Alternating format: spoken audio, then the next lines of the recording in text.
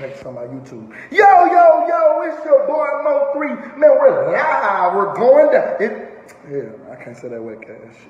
Hold up. Yo, what it is, man? It's your boy MO3 live in a Dallas Metro play. And if you're tuned in, then hell nah, that shit whack in the bill. Hell nah, fuck.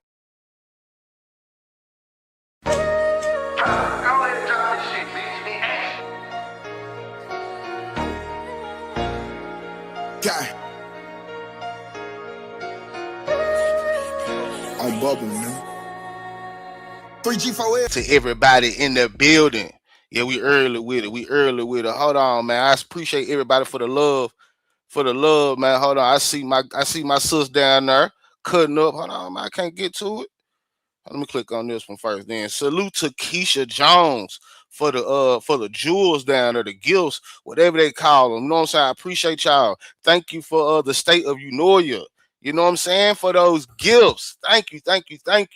And salute to my sis AB, the motherfucking G, man, for that $5 super chat, man. You know what I'm saying? Helping us kick off the goal, man. It is the 50th episode, man, of Legal Chess, man. You know what I'm saying? Hold on, man. Let me get my applause right, man. My bad, y'all. I was back here a little discombobulated because I most definitely forgot to do something before the live. I got to upload this video that we going to watch before we get into things. But I'm going to get it done. Don't worry about it. But congratulations, man, to Room 901. That mean me and y'all, you know what I'm saying? For, man, look, this is episode 50, man. This is episode 50, man. We done finally made 50 episodes of Legal Chess, man. You heard me? So this to us, man. Let's go, man. Big episode 50 in the building, man. I appreciate y'all for all those gifts, man. Thank you, man. You know what I'm saying? Yes, this is episode 50, man. So do your boy a favor. This ain't gonna be no celebratory live or nothing like that. We most definitely about to get into some content. You know what I'm saying? I'm gonna break that down for you in a second.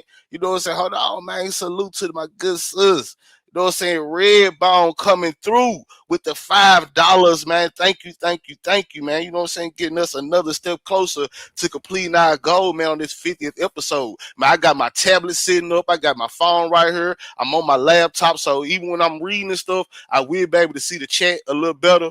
You know what I'm saying? While I'm reading the slides and all of that. But, man, yes, man, this is the 50th episode. So, look, man, let's turn up. It's Monday. Wake up. You know what I'm saying? Shake off that little Monday feeling, man. Let's turn up, man, for the big 50. Can we do that?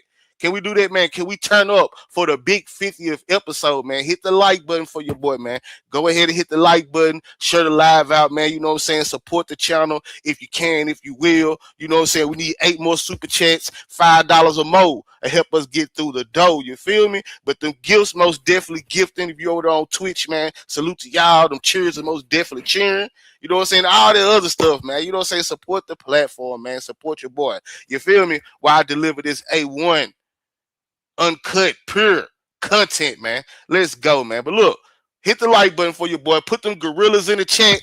You know what I'm saying? Let's celebrate the 50th episode, man. Look, put the gorillas in the chat. If you're a member, put the MO3 emojis in the chat, man. And let's turn up, man, for the 50th episode, man. Let's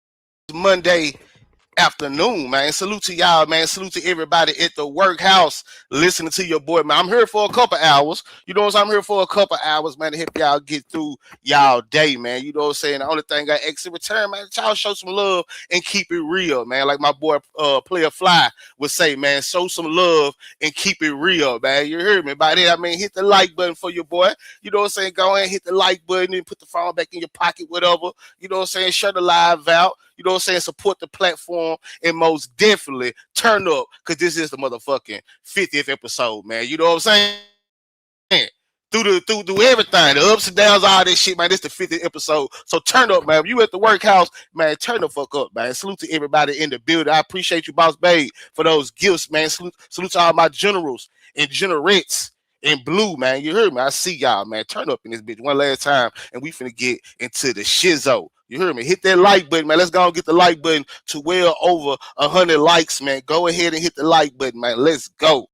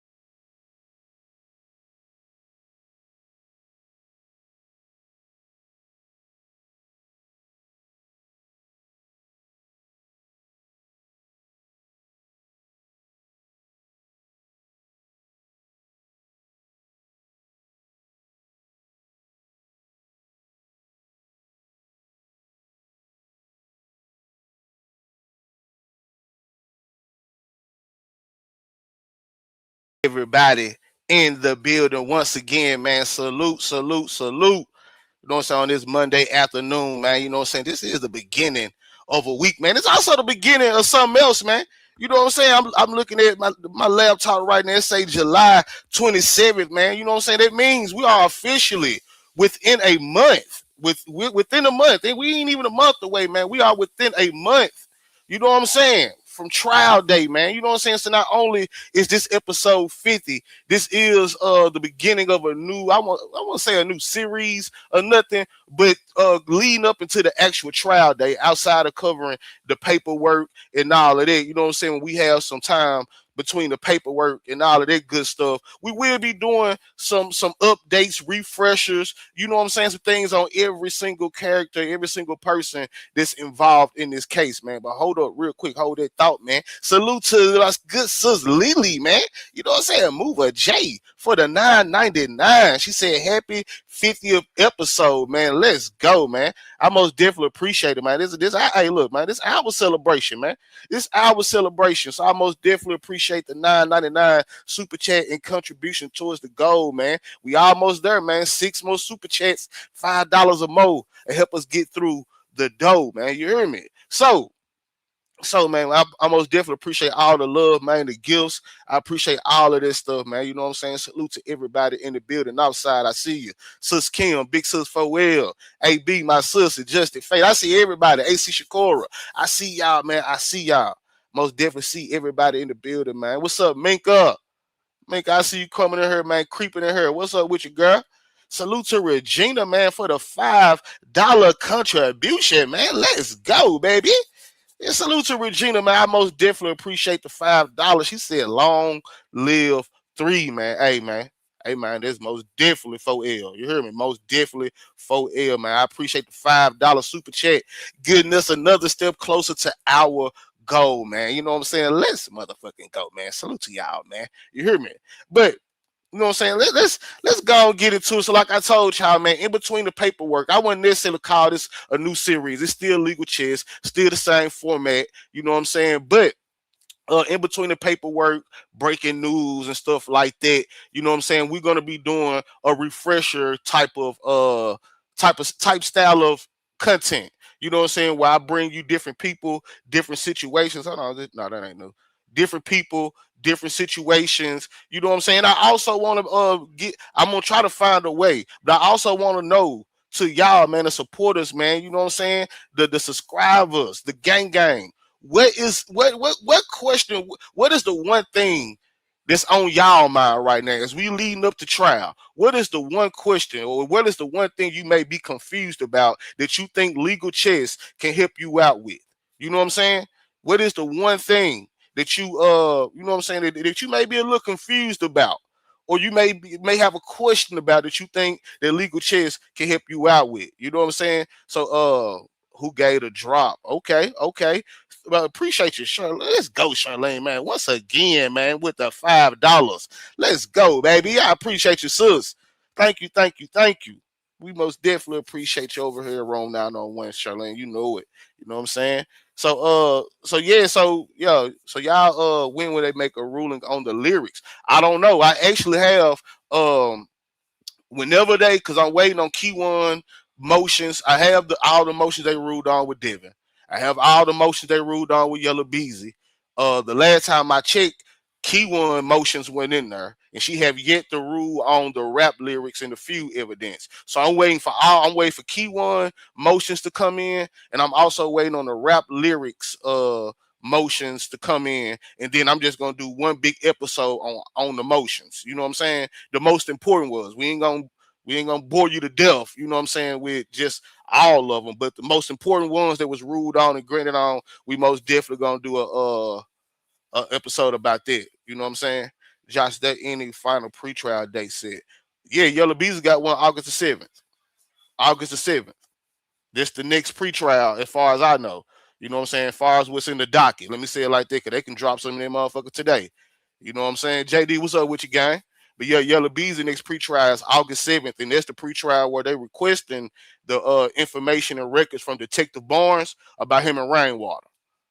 You know what I'm saying? They say they should have it. They should have it in by the 7th. So I don't know if it's gonna be an actual hearing or status check. I don't know what August 7th gonna be, but this is next pretrial hearing. I don't know if it's gonna be litigation. I don't know, but I do know that they say they want them records from Detective Barnes concerning Rainwater and all the other witnesses and whatever. Woo woo woo. They want that by the 7th.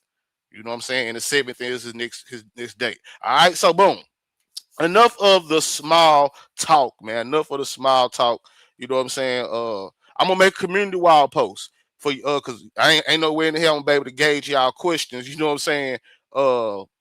By you know what I'm saying, by the chat. So I'm gonna make a community wild post, and I'm gonna ask y'all have any questions, and that's where y'all put all whatever y'all think that we could talk about. It's because I want to make sure that y'all have understanding too. I go live about what I want to go live about, and I also go live to try to, you know what I'm saying, dispel some rumors, confusion, whatever. But I want to make sure that anything y'all have on y'all mind that's pertinent, that's important enough, that we break it down too. So when I make that community wall post after this live, y'all make sure y'all go over there and put up under the community wall post what questions, what confusing you right now. I want to make sure we on point over here leading up the trial. You feel me? All right. Okay, man. So with that being said, man, let's get into the actual episode for today, man. You know what I'm saying? This is Legal Chess episode 50, man. Big episode 50. You know what I'm saying? Big episode motherfucking 50, man. Mo3 the victim versus Mo3 the street rapper. What will the jury believe? Now, this is kind of like a spinoff. Like I told y'all, this is the first episode of the kind of refresher, or how can I say it, getting ready for trial type episodes, because we did an episode on Mo3, I think it was 11/11, and that episode was called Mo3 the making of a target. But now with all this pre-trial litigation going on, you know what I'm saying, we get a little bit of the defense argument, a little bit of the state's argument. We can kind of gauge, okay, how they going to approach certain topics. You know what I'm saying? So throughout this pre-trial, me watching back the videos and all that, I discovered some things. You know what I'm saying? I discovered some things. And one thing that I discovered was there's going to be a discussion on which side of Mo3 is going to be believable to the jury, if I said that right. The defense, right? And I'm gonna play some videos. And I'm also gonna do some breakdowns, so we're gonna get further into this. But this is just the foundation. You know what I'm saying? The defense has their interpretation of Mo3. You know what I'm saying? Mo3, Melvin Noble. You know what I'm saying? That they would like to present, or they would like to get that point across to the jury about. And the state got the same thing. You know what I'm saying? The state has the same thing. So the question that we're going to try our best to answer in today's episode, big episode 50, milestone episode. So it's only right that we do episode 50 about Mo3. You know what I'm saying? Like, it's only right. So we're going to start this episode. I mean, we're going to, today in this episode, we're going to try our best to get a prediction. I ain't gonna say necessarily an answer, because the answer ain't gonna come to the actual trial day. But we're gonna try our best to gauge this situation from all angles, all sides, all perspectives, and we're gonna try to predict how this could play out in trial, man. And again, which side would the jury believe, man? Mo3 the rapper. I could have said Osama, but Osama is not. We talking about what's up, not on my watch. We talking about the actual trial, right? So they not saying Osama. They label him Mo3 the rapper. You know what I'm saying? And I know we Mo3 fans, we gonna like Mo3 wasn't no victim, but legally he was a victim. So you have the state, Mo3 the victim, right? Melvin Noble, right? Melvin Noble, the victim, Mo3 the rapper. Which side will the state, which side will the jury believe, man? You know what I'm saying? Which side would the jury believe? All right. So let's get into this, man. What we at on the likes? 132, 305. Well, look, man, grab your pad, grab your pen, because Josh about to go the fuck in, man. Look, 2 minutes, hit the like button, man. And I promise you, we finna go. When y'all hit that like button, we finna get into the show, man. Let's go, man. Turn the channel up. Turn room 901 up, man. Big 50 episode. Hit the like button, and we finna get into the shits, man. Let's go. Yeah. This ain't checkers. It's legal checks. Yeah. Every move calculated. Every play got consequences. Legal chess, I'm moving pieces, they don't see the ball. Courtroom pressure, every move can start a war. From the streets to the stand, yeah, it's all connect. One wrong move, whole case get dissected. Legal chess, yeah, we playing for keys and dignity. Testimony, secrets run deep. You see a headline, I see strategy. Welcome to the game, this legal chess with me. Prosecutor building, stacking layers like a cake. Different state of watching, trying to find a mistake. Saboon getting served, witnesses on the clock. Some gon' fold under pressure, some side as a rock. Plea deals on the table, that's a dangerous play. One flip, change the board, now the king in the way. They was riding together, now they telling the truth. Or they telling the story just to shorten their noose. It's deeper than the charges. It's deeper than the crime. It's about who controls the narrative. Yeah.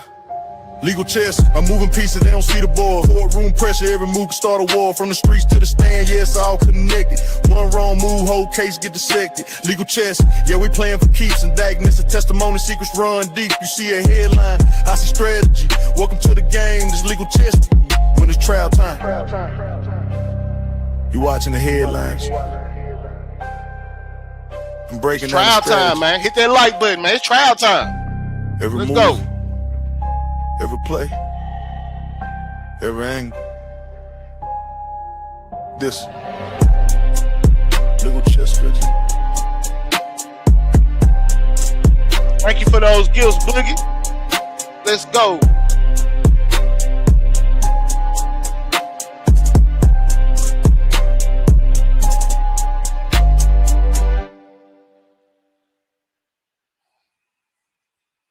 All right, 156 on the likes. All right, man. You know what I'm saying? We could at least got the 200 done. 156 on the likes. We could at least got the 200 done, man. But it's all good, man. You know what I'm saying? I ain't gonna hold y'all up. You know what I'm saying? Just make sure, man. Look, do your boy a favor, man. Hit the like button, man. You know what I'm saying? And we officially need 4 more super chats, $5 or more. You know what I'm saying? 4 more super chats, $5 or more will help us get through the dough as far as today's goal. You hear me? Just 4 more super chats, $5 or more. What's that? 20 pounds? You know what I'm saying? Fuck with your boy, man. You know what I'm saying? Why I deliver this A1 exclusive content. Cause you know what I'm saying? The only place you're gonna get this type of shit is Legal Chicks. Let's be honest. Let's be honest. Everybody else got some A1 good content. They do their thing and they all right. But the only place you gonna come get real breakdowns, real like this type of shit is Legal Chess, man. You know what I'm saying? So keep your boy motivated, man, by supporting the platform, hitting the like button, man, just showing love, man. You know what I'm saying? Showing love. So somebody let me steal some content. Get up out of here, man. Get up out of here, man. Salute the Sexy Black for those jewels, man. One my boy Big Mississippi Hitter, man. I hope all is well with you, gang. And who is Bryson? You said check Bryson. Who is Bryson? Most definitely, JD. I appreciate you, gang. Who is Bryson, man? Let me know. Let me know, man. But yeah, man, y'all turn us up in here, man. You know what I'm saying? Let's go ahead and get 200 likes. You know what I'm saying? But look, in the spirit of getting ready for trial, right? In the spirit of getting ready for trial, let's go back down memory lane, right? Let's go back down memory lane. This is the 50th episode too, right? And we about to talk about some things concerning MO3 and the persona that's gonna be portrayed of him by the state and the defense. So let's go back down memory lane. You know what I'm saying? In this video that I'm about to play for y'all, right? Let me pop my shit for me. Let me pop my shit. Bees said, get in there. I'm finna get in there, Bees. Don't even worry about nothing. Don't worry about nothing. Let me pop my shit real quick, though. You know what I'm saying? Because I put this is my first ever documentary that I ever did, man. You know what I'm saying? And I did this before any timeline ever came out. You know what I'm saying? I think I did this for the 219 theory, one of them. You know what I'm saying? But yeah, this documentary came out way before any feud timeline ever came out, man. Salute to Mama Red. Love your mama for that $5. Let's go, baby. Let's go, baby. Thank you, man. We officially need 3 more super chats, $5 or more. Help us get through the door, man. You know what I'm saying? All right, let's go. He said Bryson Boone. Oh, okay, just posting an update from the judge. Oh, okay, hold on. Well, let's do that in real time, real quick. Let's do that in real time. Let me see. Let me pull it up real quick. Hold on. Let me go to Twitter. Real quick. Hold on, y'all. We finna pull that up. Bryson Boone, for those that don't know, he's the guy that been documenting that everybody think is the real transcripts, but no, it's his court notes. But he the one that been documenting all this stuff from inside the court. Salute the Fancy Ketchup for the $5. She said these commercials in the middle of the live is diabolical. But salute, Josh. Keep doing your thing. Hey man, thank you, baby. I most definitely appreciate that $5. Let me highlight that. Let me get to it. Thank you. You know what I'm saying? Them commercials guarantee your boy to get a little something for his hard work, though, man. So, you know what I'm saying? Just bear with him. All right, I'm over here on Twitter. Let me go to Bryson Boone. Hold on. We finna see what's going on in real time, y'all. Then we're gonna get into the actual show. Bryson Boone. Hold on, give me a second, y'all. All right, let me pull this up. I'll take this down for a second. Hold on, y'all. Let me do all this. Share screen. We're gonna share the entire screen. All right, let's see. Let's see. Now I don't know. Now I don't know what's on here. You know what I mean? But you know what I'm saying. My boy Alabama Hilda just told me to go check his page out. So that's what we finna do, and we finna see in real time. In real time, you know what I'm saying, what's going on. Once again, thank you to Fancy Ketchup for their $5, helping us get one step closer, two step closer to our goal. All right, let me see. Can I see this? Bahama Mama, thank you, Big Sis, for the $5. She said working, but listening. Let's go. Thank you, baby, for that $5, sis. I most definitely appreciate you. And thank you to AC Shakura. You know what I'm saying? For topping off the goal, man. Let's go. Coming from the buzzer. Let's go, man. Let's go, man. I most definitely appreciate y'all. I see y'all in my phone, but I'm over here on the Twitch screen. You know what I'm saying? So I can't highlight them right now, but I most definitely appreciate y'all. All right. I most definitely appreciate y'all. And I love y'all, man. I love y'all. Thank y'all. Thank y'all. Thank y'all. And salute to everybody to help your boy complete the goal, man. All right. So look, y'all, okay, I'm looking at my phone. Y'all can see it on my screen. Let's go. All right, let's go. Let's see what's going on. Okay, 39 minutes ago. Here we go. Here we go, y'all. Here we go. Yellow Bees' defense filed an omnibus pretrial motion has been filed with the Dallas County clerk, ruled by Judge Chica, the 24. Oh, okay. This not new. He late. This not new.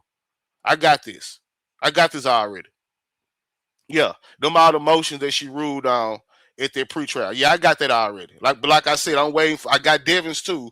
I'm just waiting for key ones to come in, and then I'm gonna do one big episode. You know what I'm saying, on all the important motions and what they can mean to the actual trial and all that stuff. You know what I'm saying. Thank you, Kimberly, for those gifts. Thank you. But yeah, I got that already though. I got that. But salute to you though, my guy. I appreciate you. Let's go, Nika. My good sister Nika in there big. Let's go, Nika, man, for those gifts. Thank you. Let's go, man. But let's start the show, man. Cause replay gang, they be on my top, man. You know what I'm saying? Salute to the people in the comments after the live, the replay gang that put the timestamp. Like show don't starts to this time. Like salute to y'all, man. You know what I'm saying? We 30 minutes in. Let's go get the party started, though, man. We ain't finna hold y'all up, and we ain't trying to hog up the airways, man. You know what I'm saying? So let's go ahead and get this party started. And let's go ahead and get into this documentary, man. Like I said, while I pull this up, you know what I'm saying? Let me pop my shitting things real quick. I made this documentary, man, before the state even had a timeline that was public, man. But watch how point this timeline is. You hear me? And I even told y'all that they wasn't gonna now you good, Alabama Hitter? Hell nah, shit, because it could have been some on there that I didn't know about. So I appreciate you.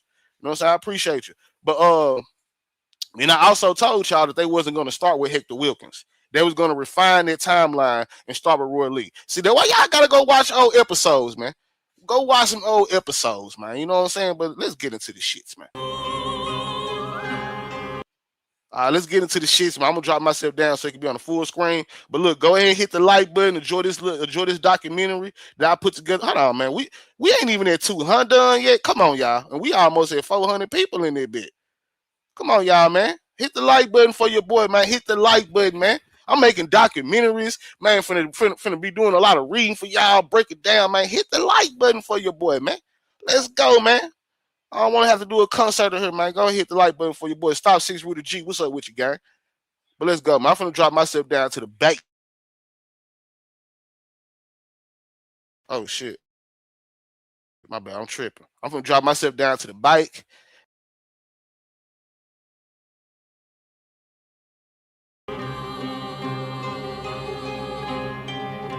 A Dallas rapper was murdered outside of his car on I-35 near the Dallas Zoo. Hello, I'm Steve Eager. And I'm Heather Hayes. It is a stark example of the city's struggle to control violent crime. Police say the victim, a hip-hop musician named MO3, was approached by the killer on I-35. Both men stopped their vehicles. The victim got out, took off, started running, but was shot several times. With an update on a rapper gunned down on a highway 5 years ago. Dallas police now say Yella Beezy hired a hitman to kill his one-time friend turned rival, MO3. In a city not always large enough for all voices, MO3 and Yella Beezy were familiar faces on the Dallas rap scene. They performed at the same clubs, crossed paths on stages, and shared mutual connections. At first, their careers seemed parallel, more alike than opposed. But beneath the surface, tension simmered. What began as competition over recognition, neighborhood pride, and respect eventually spilled into a deadly confrontation. The question is, how did we get here? How did two guys that once had respect for each other both end up in damaging situations? MO3 gunned down broad day on the highway, and Yella Beezy indicted for financing a hit on MO3. We all know there's a lot of pieces to this puzzle and a lot of characters that could be included in this story. But in this documentary, we'll just focus on MO3, Yella Beezy, and the history of their tragic rivalry. MO3 and Yella Beezy both emerged in the 2010s and would go on and shape a generation of the Dallas rap scene forever. Once moving in similar circles, their stories would twist from being cool into conflict, a feud that ignited tragedy. Being that both MO3 and Yella Beezy were rising in popularity, it's almost common in the hip-hop culture that competition would come into play.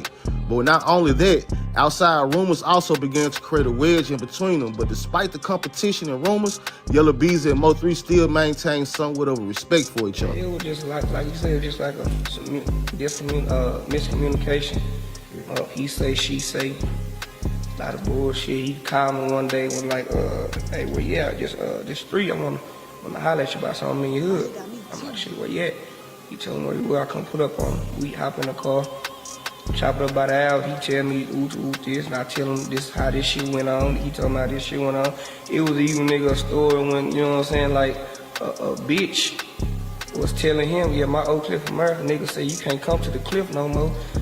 They gonna kill you, they gonna do some lame ass shit. And she wasn't even talking about me. Oh, I wasn't talking about him, I was talking about the other Yella Beezy. Bitch, there's only one Yella Beezy here. Like, he called me on the phone to be like, I'm right beside him. I'm like, you see how shit can just, you know what I'm saying, just escalate over some shit like, and this bitch didn't know me from nothing. It wasn't until the year 2017 when things started to turn up between the two. During this time, MO3 versus Yella Beezy competition around music still existed. Also during this time, some people in the city were questioning whether MO3 was really from Dallas or not. That's when Dallas comedian and friend of MO3, Roy Lee Pate, publicly questioned Yella Beezy's roots in Oak Cliff, siding himself with MO3's camp. Okay, they keep fucking with my boy from the city, MO3 saying he from McKinney. Okay, he can be from McKinney. But he keeping the reason say he from North Dallas, right? Right. Okay. Pimp C now from Houston. Pimp C kept yelling out Houston. But MO3 keep putting on Dallas, but everybody say, MO3 North Dallas. But everybody said something about Pimp C?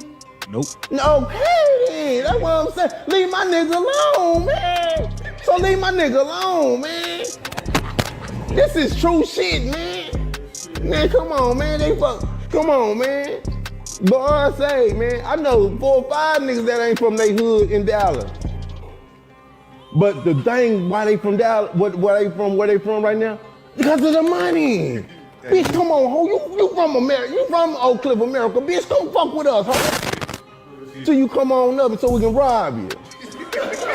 Cause you ain't really from over here, right? That assertion would soon have fatal consequences. The constant trolling and questioning of Yella Beezy's ties to Oak Cliff and Roy Lee all led up to Roy Lee being jumped by Yella Beezy and his crew at a Dallas nightclub. But that didn't stop Roy Lee from trolling and mocking Yella Beezy.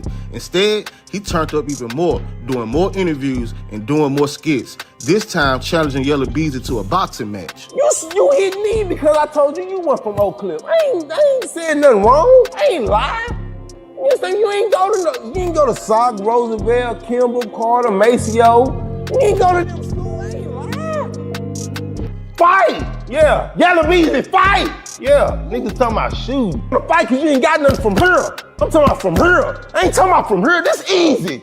You talking about shooting. I'm talking about fighting. I'm talking 1, 2, 3, 4, and then go back and make your money. Nah, because you're gonna lose. Yeah, niggas, yeah, I'm talking about real shit. Say, y'all, it ain't nothing wrong with me asking another grown man to fight in the ring for charity for the kids for $12,000. Extortion! Everybody gotta speak up for him. That's extortion. That's what it's gonna turn into. You're gonna get extorted. They see you ain't gonna do nothing. You ain't do nothing to the 2 dudes that robbed you. You ain't do nothing to them. Extortion. That's what it's gonna turn into. Everybody gonna see that you ain't speaking up for yourself. You a grown man. You ain't speaking up for yourself. You can't act like you too busy. Everybody busy. Everybody got something going on in life. So what you gonna do? I want to fight for $12,000 in the ring for the kids' charity for $12,000, and we give it to whoever. That's easy. If you don't want to do that, just call me and we squash it that kind of way. But I need to hear something. Extortion, that's what it's gonna turn into, because everybody see that you're not speaking up, you're not talking for yourself, P. Point blank period, I'm serious. Extortion. On September 25th, 2018, Roy Lee was shot in the North Dallas parking lot. He fought for weeks, but ultimately died from complications on October 13th, 2018. Hey, y'all. I just got shot in the leg. Enjoy life, smile every day. Y'all remember that. Best thing going, I'm okay. Fractured my leg bone, whichever one it is. I'm alright. I'm okay. Enjoy life, smile every day. I just want to tell y'all, give y'all the information. Love y'all. Roy Lee passing was the moment where the beef between MO3 and Yella Beezy began to spill over into the streets, because just hours after Roy Lee died, Yella Beezy was shot on the Sam Rayburn Tollway in Dallas. Louisville police say at 3:38 this morning they got a 911 call from a driver saying he'd been shot multiple times by someone in another vehicle in the northbound lanes of the Sam Rayburn Tollway at FM 544. Police say 26-year-old DeAndre Conway was shot 3 times and was still conscious and breathing when he was transported to a nearby hospital. Conway told investigators he was out with friends and had dropped them off in Louisville and was on his way home when he was fired on. Police say more than a dozen rounds were fired into Conway's vehicle. Investigators are hoping businesses and/or tollway cameras will lead them to the suspects. Investigators say it's unclear if Conway knew who fired the shots or if the attack was random. Yella Beezy survived the shooting, where he was struck multiple times, but he lived. They don't want to see you make it. How many times were you shot? Like 4 times. You shot. The beef between camps was publicly denied at times, but they're back and forth on social media and diss tracks for MO3 like Word Around Town and 219 Happy Birthday Roy Lee, where MO3 rapped about Yella Beezy being shot and implied otherwise, and only added fuel to the fire. Tollway? No, I don't. Who? Whatchamacallit? Gang. Yelling murder. What? Murder. All I see is yellow. All I see is yellow. All I see is yellow. All I see is yellow. Taping Beretta. Outside I ain't lagging. Don't think that I'm me. My town. Then somebody got found. Slumped over in the car. Body stretched out on the ground. Run them down with 100 rounds. Run them down with Then on March 13th, 2019, less than a month after Mo3 released 219, his tribute to Roy Lee, Mo3 close friend and play nephew Bubba was murdered while standing outside a corner store in South Dallas. It was right here outside Dixon Grocery in South Dallas where neighbors say the chaos happened. All these bullet holes. This grocery store now covered with bullet holes. 16, 17, this is all them bullets, it's like 20 bullets, man. After police say some unidentified gunmen shot and killed 20-year-old James Browning Jr. late Wednesday night. Mo3 publicly expressed his feelings after losing his friends Roy Lee and Bubba, and you could tell he took those losses very hard. On your chain, man. Say their name so they can live a little longer. Man, they gonna live forever, man. That's Roy Lee, man. That's my boy Roy Lee. Yeah. Enjoy life, smile every day. Yeah. Hey, you know Roy Lee, man. Yeah. Comedian, man. Come on. Yeah, man. That's my nephew. That's BG. That's B. Children. That's Bubba, man. Yes, sir. That's BG for where we throwing foes for him. Man. Exactly. What is that like for you though now, Mo, man, when you experiencing this success and you taking it to another level, man, and the folks that you would love to share it with ain't here to, well, you got them on you now, yeah. But I mean, what is it like not being able to pick up that phone? Man, it's crazy. That hurt, bro. Mo3 continued to downplay the seriousness of the beef in public, but kept the heat on Yella Beezy and his music. For the most part, Yella Beezy stayed quiet, but Mo3 got on Demon Time even more. It wasn't until July 2019 where both Mo3 and Yella Beezy would finally be in the same place at the same time at a show in Frisco that they both were booked for, but Mo3 was eventually escorted out the venue and arrested. Mo3 claimed Yella Beezy told promoters and authorities that him and Mo3 had smoke, and afterwards they both went to social media to address the situation. So y'all trying to play these stupid kumbaya game, making fake flyers, trying to get people to think that we cool and shit on this end. Ain't now nigga on the same mother as me at all. You know what I'm saying? If you niggas really booked on a motherfucker, show your contracts. Everybody gotta have contracts when you getting paid for a show, or is you niggas doing free shows. If you was right out of the building, everybody know when you an artist, you walk through the back of the building. You walk through the front of it if you own the show. Man, come on, man, you niggas play, nigga. Ain't nobody want even around the motherfucker venue when you niggas try to pull up. Out of all the motherfucking shows we've been doing in Dallas, we do shows all across Dallas, Fort Worth, all this. Why would you go to the one that's in Frisco when you know they gonna have a whole bunch of police? For you niggas can be safe. For you niggas can be safe. Going in the show if he in the building. I ain't gonna do the show if he still here. I told y'all it was a problem. My son feared for his safety. Y'all need to get him out of here. Okay, we're gonna hit him with trespassing. Okay, we're gonna hit him with trespassing. Sir, you have a warrant, sir. You're not supposed to be here. What? Well, I got a warrant. Oh, now I'm trespassing. Which one is it? Which one is it? I just can't do my show. Sir, you're not on the show since when? Since when I ain't on the show? Since when I ain't on the show? My name on the flyer. Oh, they took all the flyers down out their page. So now people saying he was never on the show. Oh yeah, you know I'm coming right. Y'all tune in, man. Yeah, I'm back. So, this is what happened. I had a show in Kansas City. On my way to Kansas City, I was on the phone. Who I was on the phone with? I was on the phone with unruly citizens. That's who, the concert at the Ford Center. Cool, put 3 on the show. What y'all doing right now? Shit, we on the road right now. I got a show tonight. I'm in Kansas City right now, matter of fact, as we talking, as we speaking. Okay, boom. You got a couple members of Unruly. It's like a group of them. At first, you had 3 of them saying, okay, cool, it's good for the show.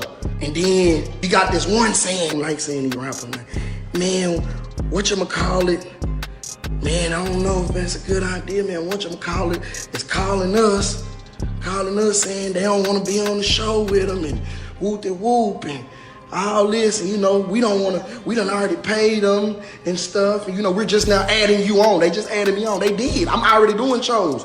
Y'all added me on. Whatchamacallit doesn't, he's calling us, him and his management, they're calling us like, why y'all putting 3 on the show? What's up? So I'm like, damn, what's up? I'm like, this for everybody who said I went on the show.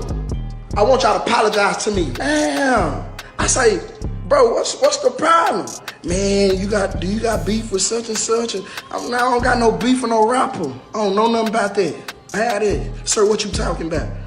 Man, he said that y'all got a problem. He said that. Let me talk to him. Put him on the phone. Nah, we can't do that. Man, just put us on the phone, man. This business. The next escalation in this beef came January 2020, when MO3's manager Rainwater was jumped by Yellow Bees and his crew outside of V-Live nightclub in Dallas.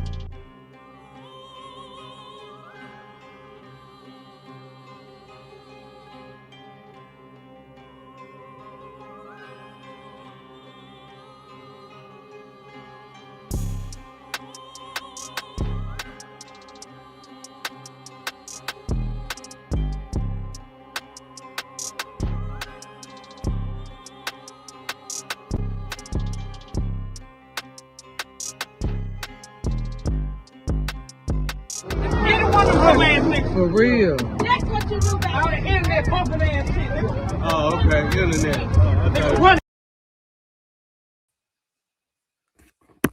My bad. Real quick. That truck y'all see right there, that is the bulletproof Denali. That truck y'all see right there, right before your eyes, is the bulletproof Denali. That's the bulletproof truck that Yellow Beezy allegedly pulled up on Jerry Johnson and Jose Bodega in that meeting when they was talking about the payments and all of that. That's the same bulletproof Denali his grandma admitted that he had. It's the same bulletproof Denali that the state was asking her about. This is the bulletproof Denali, the bulletproof truck. All right, let's get back to this. That nigga ran for one nigga. Nigga, I beat him up. MO3 instantly went to social media and called out Yellow Beezy, stating that he don't get no credit for jumping a manager. Fam, y'all whooped a scary nigga, and y'all ain't even whooping good. I'm disappointed. If that were me and my partners, and we would have caught that boy lagging like that, we would did him dirty. Y'all ain't doing dirty, man. Come on, man. His lip wasn't even bust. Come on, man. Y'all stomped on him a couple times, kicked him, tripped him and shit. That shit whack. When you jail nigga, you supposed to go in. You supposed to go to the max. You supposed to get that boy to business. You know what I'm saying? Boy, not even supposed to be posting no more. You get what I'm saying? But let me say this again. Rainwater's not a street nigga. Sir, why did y'all Jay, a college kid / club promoter / members? Is that because it's the closest thing to me? Y'all, no, you ain't gonna get no point. I can see if y'all whooped the nigga. I can see if y'all whooped him and then just left it at that. But when you got on camera talking about, me by myself. Yeah, me by myself. Where you fucked up at? Don't worry about it. Let's get to it. See, that's where you fucked up at. Then on May 8th, 2020, Yella Beezy collaborated with Trap Boy Freddy, who also had smoke with MO3, on the I'm My Brother's Keeper album. Yella Beezy started to clearly express his smoke with MO3 musically, most notably on the song Ride, where he rapped about being shot on a tollway, putting bags on people's head, and more. Kidnapping, hit him up with that rod. If you wanna get active, we can get active. I ain't scared to play with that hard. These niggas really didn't want to kill him, just want to fuck my car. Nigga really didn't want to kill him, just want to fuck my car. Nigga shooting shit with like ice cream. Might as well have him. Even though Yella Beezy never mentioned MO3 by name in any songs, it's clear to those that know that he was responding to MO3. MO3 followed up with his own diss tracks, including the I'm the Truth, going at both Yella Beezy and Trap.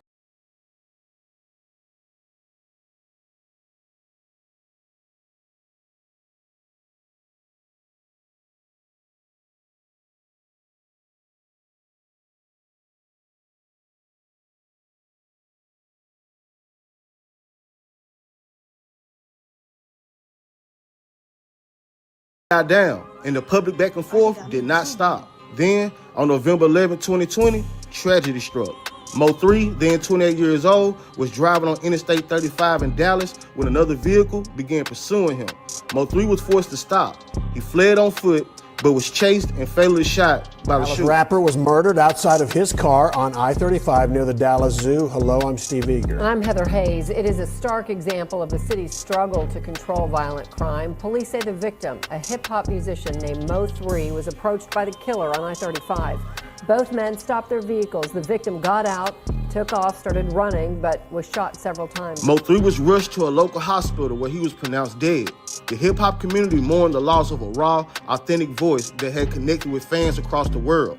Within weeks, police had arrested suspects in MO3's death, including a young man named Keywan White, charged with murder for the shooting. A second man, Devin Maurice Brown, was also charged in connection to the case. For years, MO3's killing remained a painful mystery for his family and fans, giving birth to his own community on YouTube called the MO3 Sector, where bloggers and fans from around the world join together to break down the MO3 tragedy and case. After the arrest of Keywan White and Devin Brown in 2020, the case seemed to come to a stall for years until new developments shocked the world in 2025. On March 20th, 2025, Dallas County authorities arrested Yella Beezy in connection with MO3's death. A grand jury indicted him on capital murder charges, alleging he hired Keywan White to carry out the fatal shooting in exchange for a payment. Good evening, everybody. I'm Steve Eager. Dallas rapper Marquise Conway, who goes by the name Yella Beezy, was arrested and charged for a murder-for-hire scheme.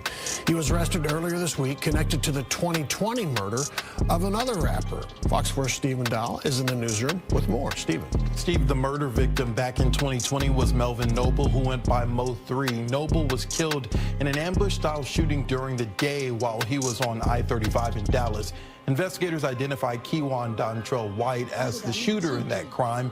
White is currently serving 9 years in prison for a firearm charge connected to the shooting. Conway, who goes by Yella Beezy, is accused of hiring White to kill. Prosecutors contend that a murder-for-hire plot lay at the heart of MO3's killing, a plot allegedly orchestrated by one of his peers. Yella Beezy pled not guilty and faced a bond set at $2 million. The story of MO3 and Yella Beezy is not only about two artists. It's about the broader culture, pride, and pressures within the rap community, the streets, and fame. MO3 left behind family, children, a growing discography, and a devoted fan base. Yella Beezy future now rely on the outcome of a courtroom rather than musical charts, because when the music fades, all that remains is the truth, and the lives forever changed by it. MO3 was more than a rapper. He was a storyteller of pain, struggle, loyalty, and survival. His voice represented thousands who saw themselves in his lyrics. And when his life was taken, the city of Dallas lost more than an artist. It lost a piece of his soul. Yella Beezy's story, once defined by success and ambition, now stands at a crossroads, where the weight of the justice system will determine what history remembers. What began as a competition in city fighting for recognition turned into a cycle of pride, retaliation, and irreversible loss. A reminder that in real life, there are no winners in the streets, only empty seats, grieving families, and unanswered prayers. Mo3's voice still plays through our speakers. His words still live in the playlist. His influence still echoes through Dallas, but his absence is permanent. Rest in peace, Melvin Noble Jr., a.k.a. Mo3 forever.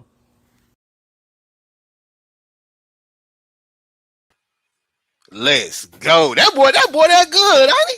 That boy that is good, ain't he? Let's go, man. You know what I'm saying? So let's go, man. That's a classic piece of work, man. It's always gonna be sentimental to me. This is my first ever documentary, man.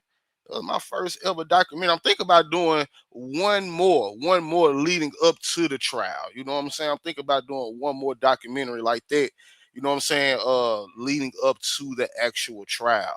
I mean, all right, man. Salute to my boy DJ, man, for that $20, man. Let's go, man. Let's go, man. I appreciate you, gang. Thank you. And salute to everybody that sent any gifts. I seen Mahel came through, renewed his membership. I seen Mama Red grab a membership. Man, I appreciate y'all, man, for the love, man. Thank you. All right. So look, enough of the small talk, man. You know what I'm saying? Salute to everybody in the building. Gordo, what's up with you? You know what I'm saying? What's up with you, man? Salute to everybody, man. Quick, I see you in the building, sis. I see you in the building. All right, so let's get into the shits, man. All right, so boom. Let's rock out, man. So, like we already discussed, man, this episode is about Mo3's life on trial, man. This is Legal Chess episode 50. Mo3 the rapper versus Mo3 the victim. What will the jury believe?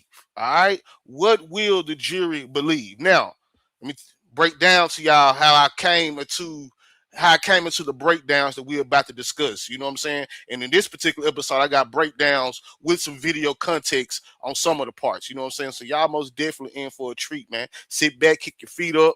You know what I'm saying? If you at work, don't get caught. But most definitely hit the like button for your boy, man. You know what I'm saying? We should be at least 300 likes, man. Come on, man. Please hit the like button for your boy. I ain't going to stop the show with no concert or nothing like that. You know what I'm saying? I'm going to trust y'all to be some real ones, man. And hit the like button for your boy, man. I thank y'all in advance. So, I wanted to discuss Mo3's role as the murder victim in his own trial. All right? It's his trial. I wanted to discuss Mo3's role as the murder victim. In what ways could both the state and the defense use him? His life, his wrongdoings, or etc. What would be the central argument around Mo3 himself? We about to examine it all, man. We about to go through all the possibilities. You know what I'm saying? So again, the jux, I appreciate you, AC Shakur, for those gifts. Thank you. The jux of what I just read, y'all, the question, you know what I'm saying, that led me to the breakdown we're about to discuss is Mo3 the state, Mo3 the victim versus Mo3 the rapper. What would a jury be able to hear? So let's get into the breakdown, man. Let's get into the breakdown. And like I tell y'all, the previous episodes, I won't be able, well, I can see the chat because I do got my tablet right here, but I won't be able to highlight any chats or nothing like that until I get in between, you know what I'm saying, segments and breaks and all of that. You hear me? But I can most definitely see y'all, though. I got my tablet right here in front of me, you know what I'm saying, so I can see y'all most definitely over here on YouTube. All right. So let's get into it, man. Let me take this banner down. All right, let me take a little sip of juice. I'm going to start this reading. Y'all, I'm about to start the reading. Hold on. All right. Let's get it. Mo3 will be more than the victim. He may become the battlefield. In this trial, Mo3 will not merely be the person whose death must be proven. His identity, relationships, music, feuds, fears, reputation, and alleged wrongdoings may become part of the prosecution's motive theory and the defense reasonable doubt theory. See how that works? I already see the battlefield. Mo3 life, depending on which parts, because you know Mo3, you got Melvin Noble, Lil Melvin, you know what I'm saying? The one that the one his family, you know what I'm saying? That's the human, you know what I'm saying? Then you got Mo3, the rapper. Then you got Osama. You know what I'm saying? So Mo3 got different factions of his life, different stories that you can tell, and depending on which story that you're telling or that you're hearing, you may look at Mo3 a different kind of way. You know what I'm saying? So his life can either can either prove the motive theory for the state or create reasonable doubt for the defense. That's the battlefield, man. Let's go a little deeper. The central struggle will likely be, was Mo3 specifically targeted through murder for hire arrangement connected to Yellow Beezy, or was he already surrounded by so many conflicts, enemies, threats, and dangerous circumstances that the state cannot reliably prove who ordered his death? That distinction is everything. The state will try to make Mo3's world Pacific. One rivalry, one developing plan, one shooter, one payment arrangement. The defense will try to make Mo3's world crowded, numerous enemies, overlapping disputes, uncertain motives, unreliable witnesses, and multiple people who may have wanted him harm. Y'all get to pay attention, keep up, so y'all can see the battlefield. Salute to everybody in the building. All right, let's keep going. Yellow Beezy is charged with capital murder while remuneration based on the allegation that he hired Keywan White to murder Mo3. The indictment itself reportedly did not explain the alleged motive, which makes the prosecution's effort to establish the relationship and conflict between Mo3 and Conway especially important. All right, so that's the opener. Now, it's going to be about 10 parts to this breakdown. All right, so let's get into part one, the state's version of Mo3. Now, I'm going to keep it with my notes so I can know when I need to play my video and stuff. All right, part one, the state's version of Mo3. All right, y'all ready? Y'all ready? Salute to everybody, man. Salute to my boy Tim in the building, Miss Pretty P. I see you. Spark, and salute to everybody in the building, man. Let's get it. Jinx, brown sugar, you owe me a Coca-Cola or something. But let's get it done. All right, part one, the state's version of Mo3. This is a quote. He was not randomly killed. He was selected. This is the state's version of Mo3, right? He was not randomly killed. He was selected. The state's most important task is not to convince jurors that Mo3 was perfect. It is to convince them that his murder resulted from a particular chain of intention. Refer back to the documentary I just showed y'all, right? That's the chain of intention that the state would be talking about. All right, let's keep going. Let's keep going. Let me scroll down a little bit so I can move this easily. Okay, their Mo3 narrative may look something like this. This is an example. Mo3 was a successful Dallas artist engaged in serious conflict with Conway. That conflict escalated beyond music and social media. Conway allegedly had access to people capable of violence, including Keywan White. White tracked or approached Mo3, pursued him onto the highway, and executed a previously arranged plan. Whatever flaws Mo3 possessed, those flaws do not explain away the evidence connecting Conway to the killing. Well, I felt like a goddamn prosecutor reading it. Let's go. Let's go a little further. The jury does not have to admire Mo3 to convict. The state only needs the jury to believe that Conway intentionally caused his death through payment or a promise of payment. All right, y'all with me? Y'all with me? Hold on, let me make sure. Okay, all right. So boom. Before we get into number one, right, of the state's theory. Because again, we on part one. I want y'all. We on the state's version of Mo3, right? So now we about to get into. We're still in part one, but we're about to go into a few versions of Mo3 that the state could possibly try to paint, right? And the first one is Mo3 as the object of a targeted operation. But hold your horses.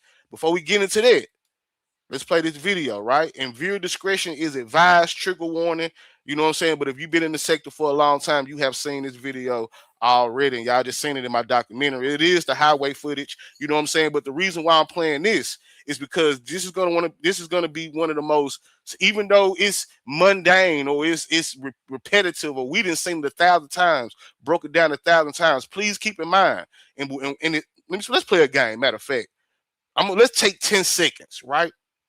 Let's take 10 seconds. I'm talking to the chat. Salute to y'all, man. Let's take 10 seconds to remove any emotion, any bias to the best of your abilities. Put yourself in the mindset, the physical embodiment of a juror, right? One of the 12 jurors, right? Who don't know nothing about MO3, Yellow Beezy, none of this stuff that's going on. And this going to be your first time ever watching what happened to MO3 on the highway. If you have the ability, to watch this video through this lens, tell me what you think in the chat. Because this is how it's going to be, right? We done seen this video 1,000 times. But to Billy, to Billy the accountant who on jury duty, he don't know nothing about this. This is going to be his first time ever watching this video, all right? So I kind of want y'all to do the same. You know what I'm saying? Take out any emotions, any biases. Try your best to take it back to your first time ever seeing this. And you're going to understand the emotional effect this video is going to have on the jury. Let's go. Context. This is approximately noon on I-35 heading northbound. This video is taken from a Kroger 18-wheeler, and this is heading north I-35 into downtown Dallas on noon on November 11, 2020. This is how it's going to be explained, broken down, all that. Hit the like button for me, man. Hit the like button for me, please. Thank y'all.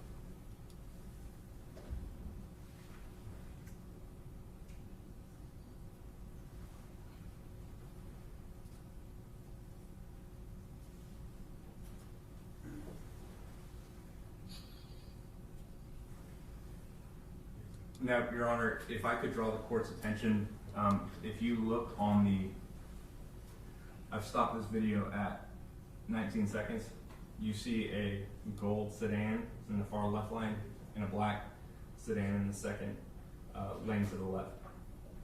The gold sedan will be the vehicle carrying the victim, and the black sedan is the vehicle driven by Q1 White, who is then the shooter, based off of the evidence we have.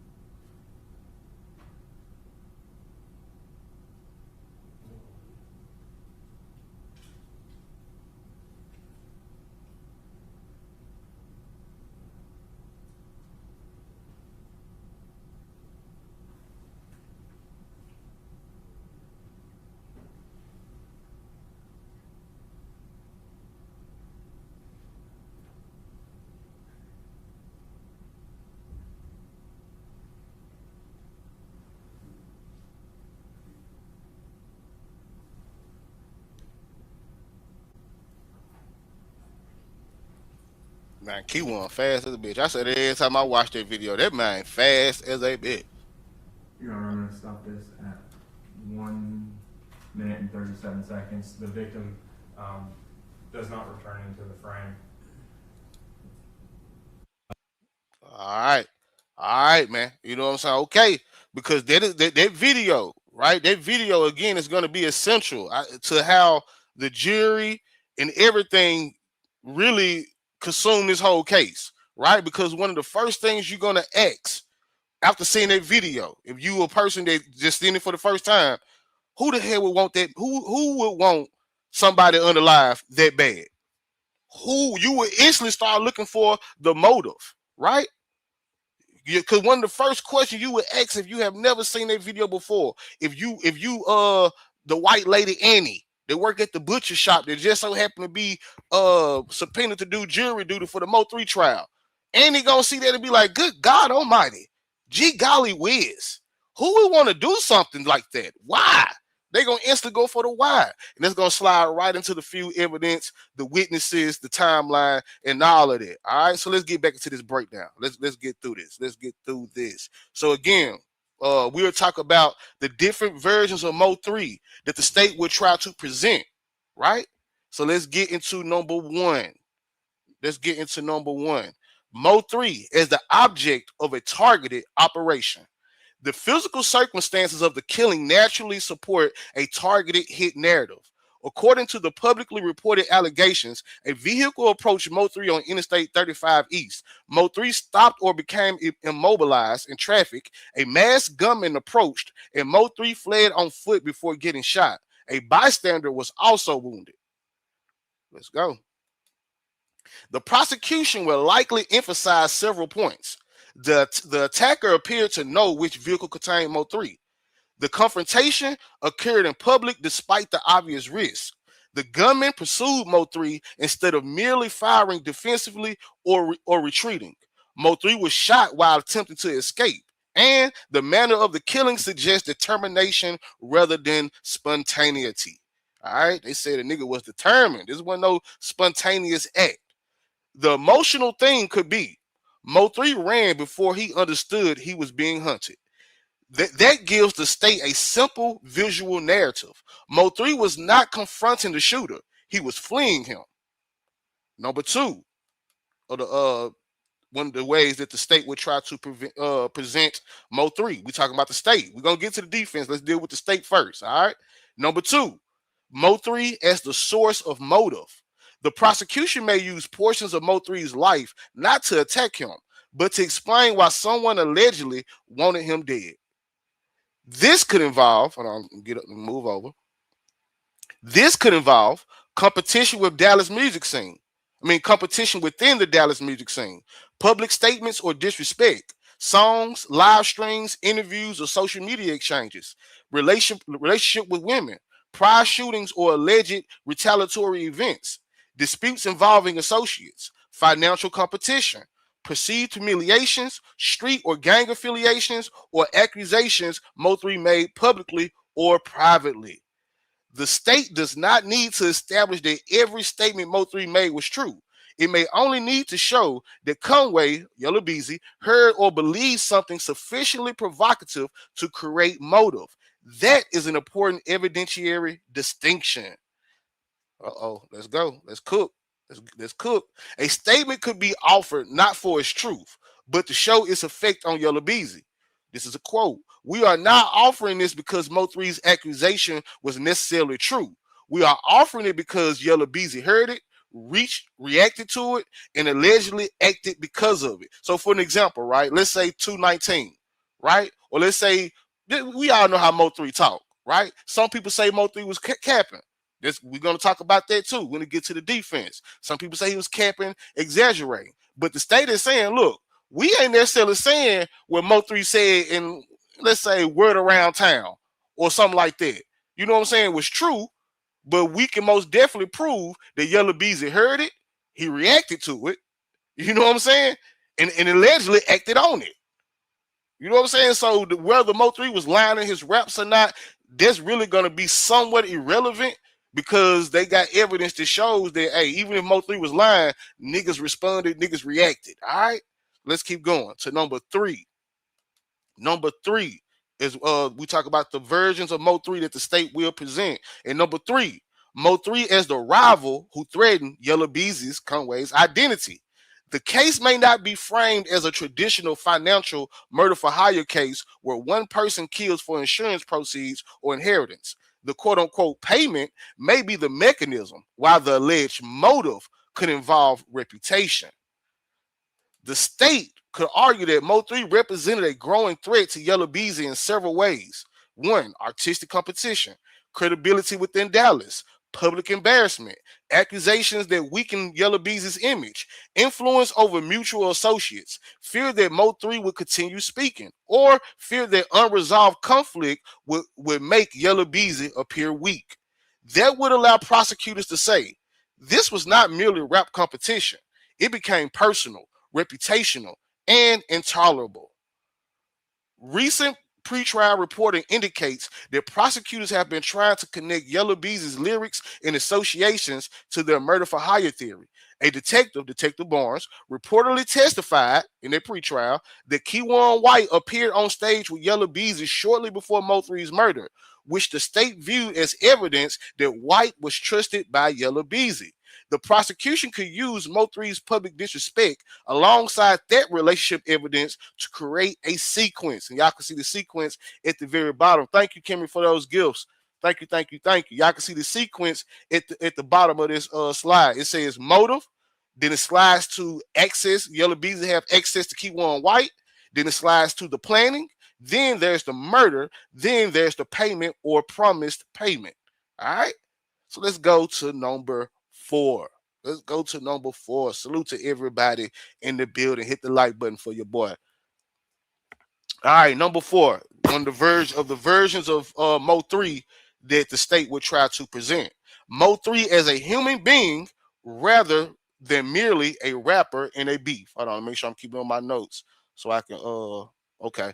Mo3 as a human being rather than merely a rapper in a beef. The state would probably need to humanize Mo3 carefully.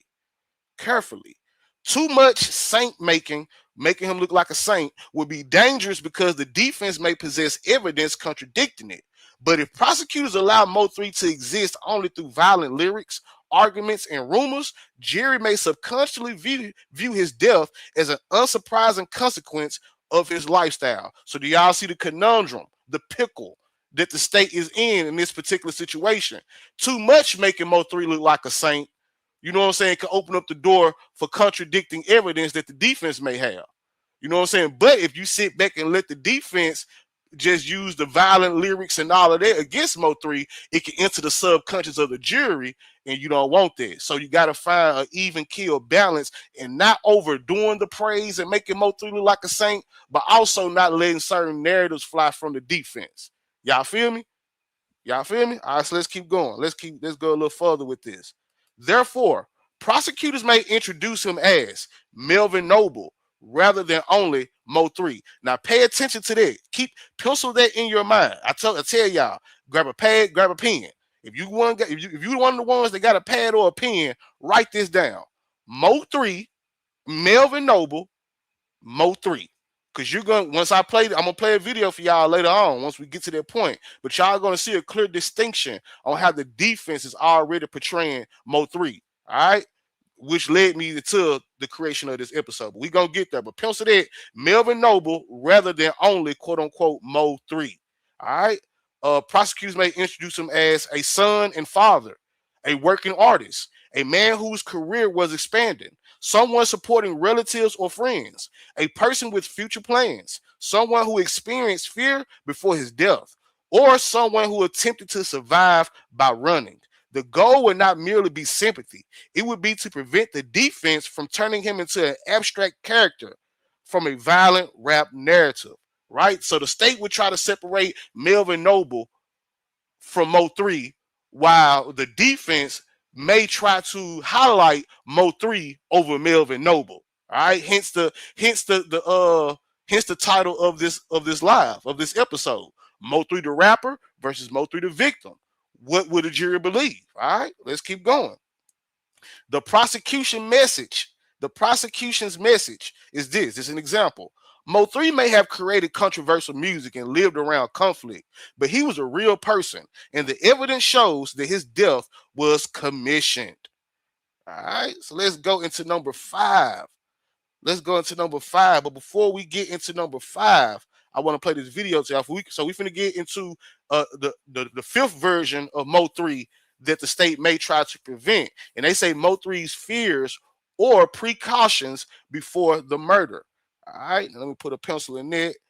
Let me remove this one back here. I got to share my screen and go to YouTube, and I'm about to play for y'all a video that we didn't watched over here before. You know what I'm saying? But we're gonna watch a little bit of it again. And the reason why I'm using this video is because it's actually in the feud timeline. So let me read this for y'all one more. Well, I'm gonna pull this up. Then I'll read the title so y'all will understand why I'm watching the video. So let me share screen, entire screen, boom. All right, let's do that. Do that. All right, but salute to everybody in the building, man. I appreciate y'all, man. You know what I'm saying? I ain't told y'all this episode, man, but I most definitely thank God for each and every one of y'all, man, because y'all could be anywhere right now, but you in a room 901 with your boy, man, getting this good old breakdown, man. You feel me? But I appreciate y'all. Hit the like button for your boy, man. I love you even more. You hear me? All right, so let's go. So I got that pulled up. Let me pull the video up on YouTube.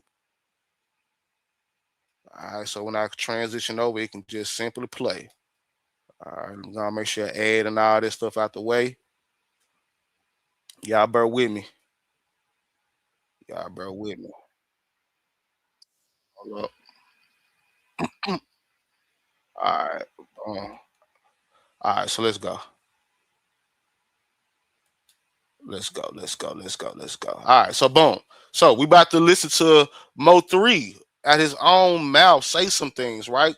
And the reason why this is important because this video is going to add context to this breakdown that we're about to do. Hold on. And I want to read the title before we get into the breakdown because we talk about the different Why I keep doing it? We talk about the different versions of Mo3 that the state will try to present. Okay, there you go. It kept popping up and popping down. So we on the 5th version, right? And this is Mo3's fear or precautions before the murder, right? And the video that the state is planning to use, I'm predicting to depict this, right? His precautions or his fears before murder, right? The video that they are planning to use, that I'm predicting they are planning to use, is the Cam Capone interview. Yes, once again, this is in the actual feud timeline. And in this particular interview, the part of it we're gonna listen to, this is the interview where Mo3 talked about money being on his head, how he felt about death, and all of that. Hold on, man. Let me go back over here real quick before I start the video so I can highlight this. Salute to Lady S for those jewels, man, the Uncle Alert. And salute to my girl Rio for the $5. He said, Josh, I have been traveling, but I'm here now. Well, I'm glad you made it through. With traveler's grace and arrival's mercy, most definitely thank you for the $5 and thank you for those gifts as well, Lady S. And salute to Dazzling Divine for those gifts. Thank y'all. I appreciate y'all, man. Most definitely, I appreciate y'all. Thank you. All right. Welcome back, man. Glad you back with us, Rio. So let's get into this video real quick, y'all. Let's get into this video. But like I said, because we're talking about Mo3's, because a version of Mo3 that the state would try to present to the jury and to the court will be Mo3 expressing his fears and some of his precautions before his death. All right, so let me get to the timestamp. 2 minutes and 9 seconds. It should already be there. Okay, let's go. Make sure it's okay. 2 minutes and 9 seconds. Let's go. All right, so let's get into this. Let's listen to a little bit of what Mo3 had to say, and we're gonna get into the breakdown. Some crazy stuff, man. In your song that you just released, it says you heard somebody put money on your head. Is that Yeah, man, I heard crazy stuff all the time, man.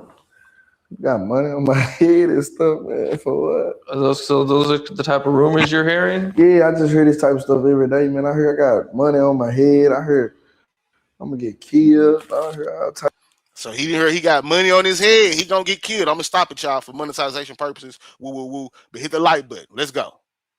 Type of shit, man. You know, it's normal to me though. Like I'm numb to it. I hear it so much. It's just like, you know, I had to rap about it. I had to say something about it. I hear it so much. Like it's crazy, you know.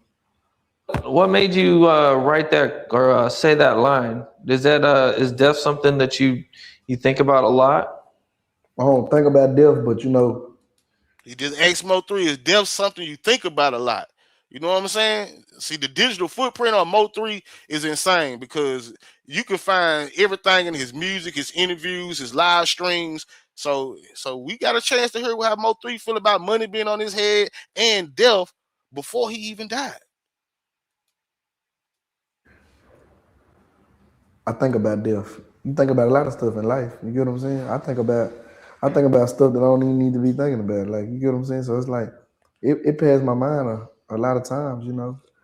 When you got people trying to target you, and when you a target, and when you got so many people that hate you and hate your success and hate where you done came from, and yeah, man, like death gonna pop up in your head because, you know, it's basically how it always ends. You know, you got people who be up here and it's like they ready to bring them down in any form of fashion they can. And, you know, death be one of them. So, like, yeah, I think about it a lot, you know. Yeah. I'm not saying I'm ready to die. I'm on my Tupac shit. Come kill me. I'm ready to die. Like, nah, hell nah, I got shit to do. I got kids. I got family. You know, so we got. And peace to your family, man. Peace to your family. But Mo3 said himself, man. He said when you a target, all right. So let's get into the breakdown, man. Cause they're about to tie. Let me remove this. So I don't want no echo in there. Cause that's gonna tie us into the next breakdown we're about to do. All right. Thank y'all for those gifts, man. Thank you. All right, let's go back here and let's get into number 5 of the versions that Mo3, the state will try to present Mo3 at the trial before the jury. Mo3's fear or precautions before the murder. Should admissible evidence show that Mo3 believed he was being followed, fear particular people, change routines, carry protection, warned associates, or discuss threats, the state may seek to use it. Again, the interview we just watched is one of the state's interviews they have in a timeline. But there are major hearsay and confrontation questions. A statement like, quoting this example, a statement like Yellow Bees is trying to kill me. Or let's use what Mo3 actually said, right? So a statement like money on my head. A statement like money on my head cannot automatically be admitted simply because Mo3 is unavailable. Prosecutors would need a valid hearsay exception or a non-hearsay purpose. The defense will argue that the state is attempting to let Mo3 accuse Conway from beyond the grave without cross-examination. The safest state use might be explaining why Mo3 acted a certain way, explain why another witness took precautions, establishing Mo3's state of mind when relevant, placing communications into a larger timeline, and proving notice or effect on someone who heard the statement. But the court may exclude direct accusations where their primary value is proving Yellow Beezy's guilt and their reliability cannot be tested. This may become one of the most important pretrial battles surrounding Mo3 himself. All right, in nigga terms, basically, Mo3 is unalive, right? So you can use his statements, but it's gonna have to come with certain precautionary warnings to the jury or whatever. And on top of that, the defense is gonna argue, hey, we can't cross-examine Mo3. He's not here. You know what I'm saying? So there's gonna be a battle when it comes to that. All right. So let's go into part 2. Let's get into part 2, man. Let's get into part 2, and we're about to start talking about the defense version. The defense version of Mo3. All right. But before we get into that, yes, I got another video. Let me share my screen. Let me do this. Boom. I got another video. Cause y'all finna in this the part right here that really made me do this episode in the first place. Cause this popped out to me. While I was watching. I was like, damn, I could kind of see the argument. We're gonna break it down. I don't want to say too much right now. So I'm gonna go over here and pull this video up. And this actually comes from Yellow Beezy's most recent pretrial. All right. Hold on, y'all. Give me a second. Computer trying to act slow on the load up. Hold on, y'all. How many of y'all been using the X button on the videos? How many of y'all been doing that? I got the video. Well, let me get the timestamp. 44:39. Let's go 44:39. We about to listen to Yellow Beezy's defense, not necessarily Toby Shook, but one of the Toby Shook attorneys. 44:49. Okay, 39. Okay, I'm tripping. I'm about to say, hold on. We'll start at 34. All right, so let me pull this up. So yes, this is the defense. This is Yellow Beezy's one of Yellow Beezy's attorneys, not Toby Shook. All right, not Toby Shook, but just pay attention because again, we're about to get into the breakdown on how the defense plans on presenting Mo3. All right, in the different versions of those. All right, so let's get into that. And remember what I told y'all. To write down, right? Melvin Noble rather than Mo3. Melvin Noble humanizing Mo3, right? Mo3 is really basically saying just a rapper, entertainer, a character. So you got Mo3 the human, then you got Mo3 the character. All right, now keep that in mind and just pay attention while y'all heard it. Let's listen to this man talk. Listen to this man talk. All right, let's go over here. I'm waiting to see it on my tablet so I can press play. Okay, we good. We good. We good. Let me X out of this because that chat. All right, now let's listen close. Let's listen close. Those statements specifically are not admissible as statements of co-conspirators. Next, Your Honor, we heard Detective Barnes make a comment that Mo3's interview with Cam Capone on April 6, 2019, which was a little over... That's the interview we just watched, y'all, the Cam Capone interview. For 18 months before his death was as close to a dying declaration as we can get. I asked the court to order the state to instruct Detective Barnes that he cannot say dying declaration. That was not a dying declaration, Ron. A dying declaration is controlled by Rule 804B2. And one of the important aspects is that the declarant must have realized that he was at death's door. Now, we don't know exactly, obviously, what was going through Mo3's mind. Detective Barnes speculated and said that, well... Now, pay attention, y'all, because it's going to go over your head. For some of y'all might still got the seed planted, but what I said, man, went over some of y'all head, and what he's saying is going to go over some of y'all head. Notice, right? This is a white man. He don't know Mo3 by Mo3. He probably never heard a Mo3 song, and he's in a legal setting. He's not calling Mo3 Melvin Noble. Pay attention to that. He's calling Mo3, calling Yella Beezy Conway. Pay attention. That is intentional. That is intentional. He's calling Mo3 in a legal setting. He's not calling him Mr. Noble, Melvin Noble. No, he's not doing it. He's calling him Mo3, and he's doing it for a reason. Because he's not calling Yella Beezy. He calling him Mr. Conway. All right. So they pay attention to that. That wording, that Mo3 usage instead of Melvin Noble or the descendant or whatever, that is intentional. And we're gonna break it down. Let's go.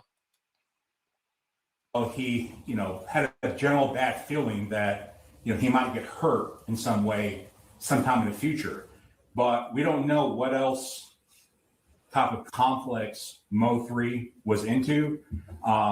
He was a rapper. He was a provocative rapper. The evidence shows that he largely manufactured the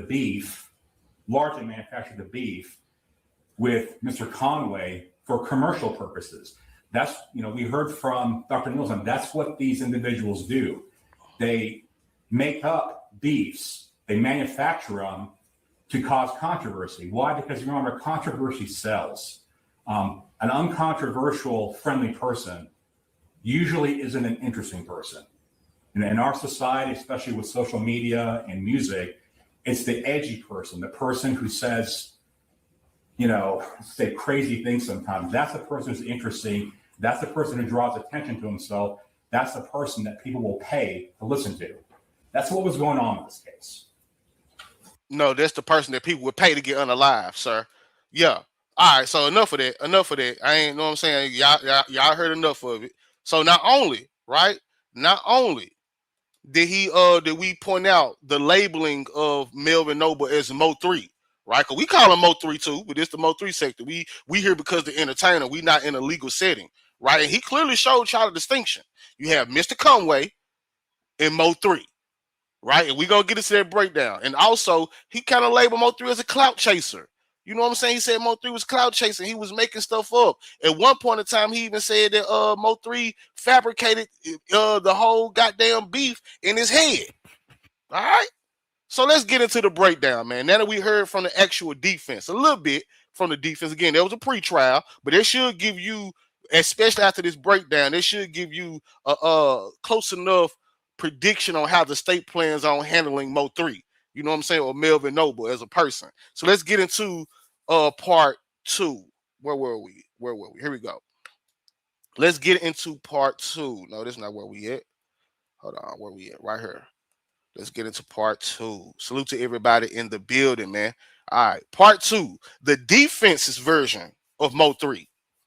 Let me get to my phone. All right, his death may have been targeted, but that does not prove who ordered it. The defense does not need to prove Mo3 was innocent, guilty, peaceful, or violent. It only needs to show that the prosecution has not reliably connected Conway to the agreement and remuneration. Let's go. Let's cook. Let's cook, gang. The defense strongest Mo3 centered thing could be, and it's an example. Mo3 lived inside of, even though y'all just heard an example, right? Y'all heard him say Mo3 had so many enemies. Y'all heard everything he said, but this is just another example, right? Mo3 lived inside a complicated and dangerous network. Numerous people had disputes with him, and the state selected the most famous rivalry instead of proving the actual conspiracy beyond a reasonable doubt. So again, you got the state. You have the state trying to be Pacific. One rivalry, one payment arrangement, one escalated situation. But you got the defense trying to include all different type of possibilities. All right. What is the strategy? What is the strategy behind this? The strategy is not necessarily, quote unquote, Mo3 deserved it. A sophisticated defense will avoid saying that directly because jurors could react harshly. Instead, the defense may say, example, Mo3 did not deserve to die, but justice for Mo3 requires convicting the right person based on evidence, not rumors, lyrics, or rivalry. That is a much safer formulation. So let's get into the different versions of Mo3 the defense will try to introduce to the jury. Number 1, which we heard briefly in the video we just watched, right? Mo3 as a person with multiple enemies. This may be the defense's most important use of Mo3. Every credible conflict in his life can potentially produce an alternate motive lane. You got personal disputes, romantic disputes, street conflicts, money disputes, prior violence, rival artists, disagreements with associates, retaliation connected to people around him, independent motives possessed by Keywan White or Devin Brown, or people who believe Mo3 had harmed, exposed, or disrespected them. Let's go to the next. The defense would not necessarily need to identify the actual alternative killer or mastermind. Depending on the court's ruling, it may seek to establish the investigators failed to sufficiently examine other plausible suspects or motives. Hence, he asking for Yellow Bee's defense is now asking for all the communications that was going on with Detective Barnes, and he specifically said Benjamin Rainwater. So they kind of let you know that they looking for any other possible lanes or whatever possibilities that the state didn't really look into. However, Texas courts generally would not permit unlimited speculation about unnamed enemies. The defense would normally need some evidentiary connection between the alternative person and the offense. In the offense, not merely proof that Mo3 was broadly controversial. So they got some obstacles that's gonna prevent the defense from just going too crazy with the alternate suspect. You just can't go and start naming people. You're gonna need some type of evidence, you know what I'm saying, to just throw different possibilities when it comes to different people out there. All right.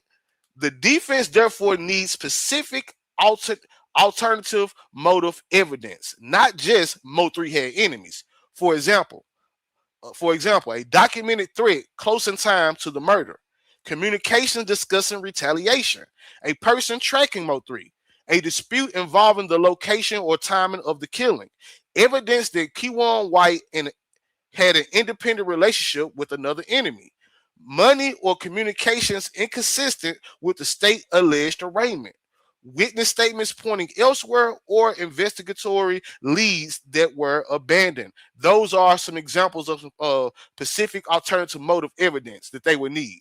They would need specific things other than just saying there was a possibility. All right. So number 2, we talking about the version of Mo3 that the defense will likely try to present to the jury. Number two, Mo3's wrongdoings is evidence of an alternative cause. The defense may attempt to introduce Mo3 alleged misconduct when it helps answer a legitimate case question. Examples of those questions could be: who else wanted him dead? Why might Keywan White have acted independently?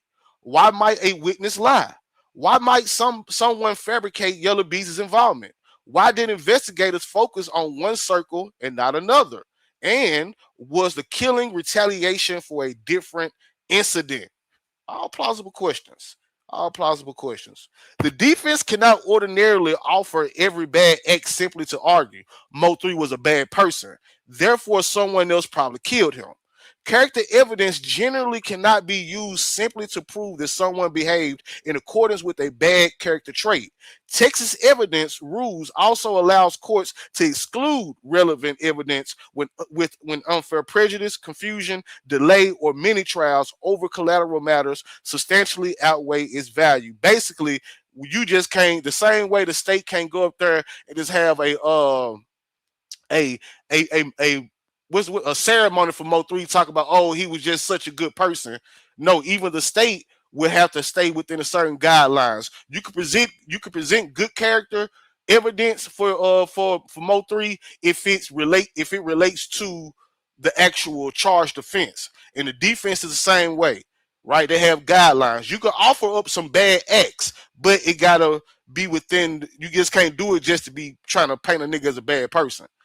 The bad acts that you bring up gotta be able to tie back to the actual charged offense, or your ability to create reasonable doubt. All right, so let's keep going. So let's compare. Weak and probably objectionable. Mo3 has done violent things before, right? Example: the defense say Mo3 has done violent things before, but potentially relevant.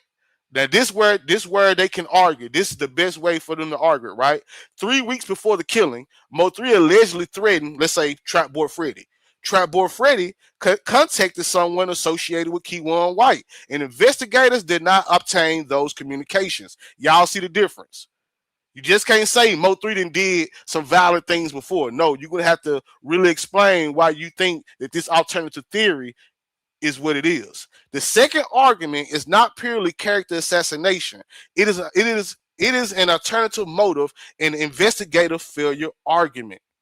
All right, so let's go to number three. The version of the Mo3 that the defense would try to present to the jury. Mo3 is the author of an exaggerated public persona. They say he was clout chasing. They say he was lying. They say all of this was for clout and publicity, right? This is one of the ways the defense is going to try to present him. The defense may turn the prosecution's music evidence against it. Should the state argue that lyrics, videos, and online exchanges reveal real motive, the defense may respond. Example: you cannot treat Conway's lyrics as literal confessions while treating Mo3's lyrics as harmless entertainment, or vice versa. Makes sense. This creates an important symmetry argument. If rap is autobiography, then Mo3's music may identify additional conflicts, threats, acts, weapons, and associates. If rap is artistic performance, then the state should not selectively literalize Conway's music. So basically, they saying, all right, let's say, for instance, the judge ruled that the lyrics get in. And I admit, this is a good play if the defense go this route. Because if you say, okay, Yellow Beezy lyrics are literal, so when Mo3 rap about he want the boss man, or when Mo3 rap about conflicts with other people, let's say Trap Boy Freddy, you also got to take that as literal. Yeah, it's little bitty battles within big battles. Every big battle, when it comes to this trial, has a mini battle attached to it. It's several different arguments. This is why it's legal chess, and that's why the trial gonna be interesting. All right, let's keep going though. The defense could repeatedly ask, which lyrics are performance, which are factual? Who decides? Is the detective interpreting slang as an investigator or as a music critic? Were identical standards applied to both artists? And did investigators begin with a theory and then search for songs confirming language? The judge, my bad, let me go. The judge is currently considering admissibility and meaning of Yellow Beezy's lyrics when with recent hearings focusing on whether prosecutors can tie particular lyrics to the alleged murder for hire. That battle may indirectly determine how much of Mo3's music the defense is allowed to introduce in response. See, we focusing on whether they're going to allow Yella Beezy lyrics in. But you forget the defense got a chance to swing too. You know what I'm saying? So that ruling will also let the defense know how much of Mo3's music will be able to get brought into the trial. But the state got some Mo3 music on there. So I don't think the state really tripping. I don't think the state really tripping about things Mo3 said, right? Especially now that they labeling Trap Boy Freddy as a co-conspirator. All right, but let's keep going. That's a conversation for another live. I don't want to get too lost in the sauce. Version number 4 of the version of Mo3 that the defense would try to present. And make sure I'm following my notes, though. I don't want to make sure I skip a video. Okay. Mo3 as an unreliable narrator of his own conflicts. Should the state use Mo3's statements, posts, or accusations to establish hostility, the defense may argue that Mo3 exaggerated conflicts for publicity. And we heard him say this already, right, in the pre-trial hearing. He's Mo3, they would try to say that Mo3 exaggerated conflicts for publicity, promoted rivalries to build attention, repeated rumors, misidentified threats, engaged in trolling or provocation, had incentives to portray Yella Beezy as an enemy, mixed real events with entertainment, or he told different versions to different people. Y'all already see him trying to slide into that type of argument. Mo3 made all of it up. Woo, woo, woo. They already trying to say that. The defense may not have the opportunity to cross-examine Mo3, but it can cross-examine every witness who claims to know what he meant. For example, Rainwater, right? Or Detective Barnes. Questions might include, here goes some examples of the question the defense may ask those people. You cannot tell the jury whether Mo3 was serious, can you? Or you do not know whether that post referred to Mr. Conway. Or Mo3 never used Conway's legal name in that statement, correct? Or the language was also used to promote music. And you were not present for any agreement between Yella Beezy and Keywan White. Those are some heavy-hitting questions for anybody to try to interpret what Mo3 may have said. Like if they try to interpret the Ken Capone interview, for example, Mo3 said his money on his head. Well, Mo3 didn't say who put the money on his head, or you don't know what Mo3 was thinking. You know, things like that. Just for example. All right. This allows the defense to separate evidence of conflict from evidence of murder for hire. That separation will be central. So separating evidence of conflict from evidence of murder for hire. So you may have evidence that, okay, we was into it, but you got to separate that from the evidence that you're supposed to have for the murder for hire. So let's get into number 5. The version of Mo3 the defense may try to present. Mo3 as the source of witness bias. Many witnesses may have potential loyalty to Mo3, fear of his associates, hostility toward Yella Beezy, or their own legal problems. The defense may use Mo3's relationship to expose bias. Talk about relatives seeking accountability, friends who dislike Yella Beezy, associates who appeared in conflicts, cooperating witnesses seeking leniency, witnesses who changed stories after Mo3's death, people seeking status or attention from the case, or witnesses repeating what Mo3 told them rather than what they personally observed. The defense theme could be, for example, grief explains why these witnesses want someone held accountable. It does not prove that Conway hired Keywan White. That is delicate but potentially effective. All right, number six, and please don't forget to hit the like button for me, gang. Don't forget to hit the like button for your boy. Number 6 version of Mo3 the state will probably try to present Mo3 as the reason investigators develop tunnel vision. Look at my notes, make sure. Okay, we good. Mo3 as the reason investigators develop tunnel vision. Now, this one could be a little interesting. The defense may argue that investigators began with the public known Mo3 Yella Beezy rivalry and interpreted later evidence through that lens.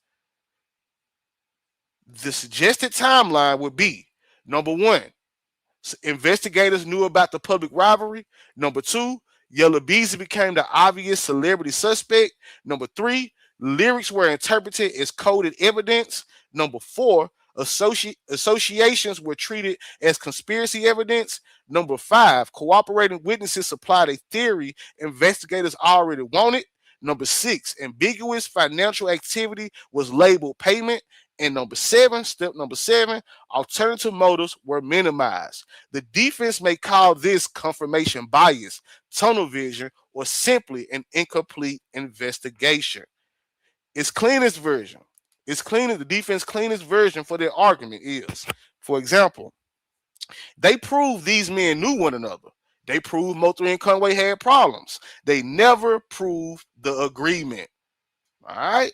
So let's get into part 3, the evidence battle. Let me read that right. The evidence battle. How much of Mo3's life can the jury hear? All right. This may be where the legal chess becomes especially important. Number 1, the prosecution cannot simply canonize him. The state generally cannot offer unlimited good character evidence merely to show Mo3 was a wonderful person who never caused conflict. That would be irrelevant to whether Yella Beezy hired White and could also open the door to rebuttal. So I broke that down for y'all already, right?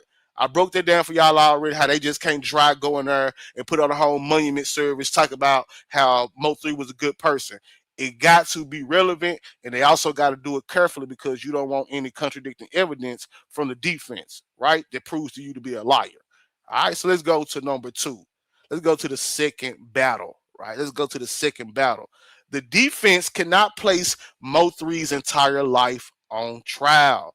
They cannot place Mo3's entire life on trial. The defense may want to introduce every allegation, feud, arrest, threat, rumor, and violent lyrics associated with Mo3. The court will likely ask, how does this specific evidence make it more or less likely that Conway hired White?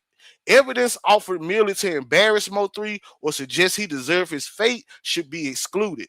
This is not the state of Texas versus Melvin Noble. The legal question remains Conway's alleged conduct. All right, so y'all ain't finna be putting Mo3 on the stand. You feel me? Number 3, we talk about the battles, right? Number 3, opening the door. Both sides must be careful not to make sweeping claims. Suppose a state witness says Mo3 was never involved in violence and had no problems except with Conway. That could permit the defense to introduce contrary evidence otherwise excluded. Conversely, slide this down.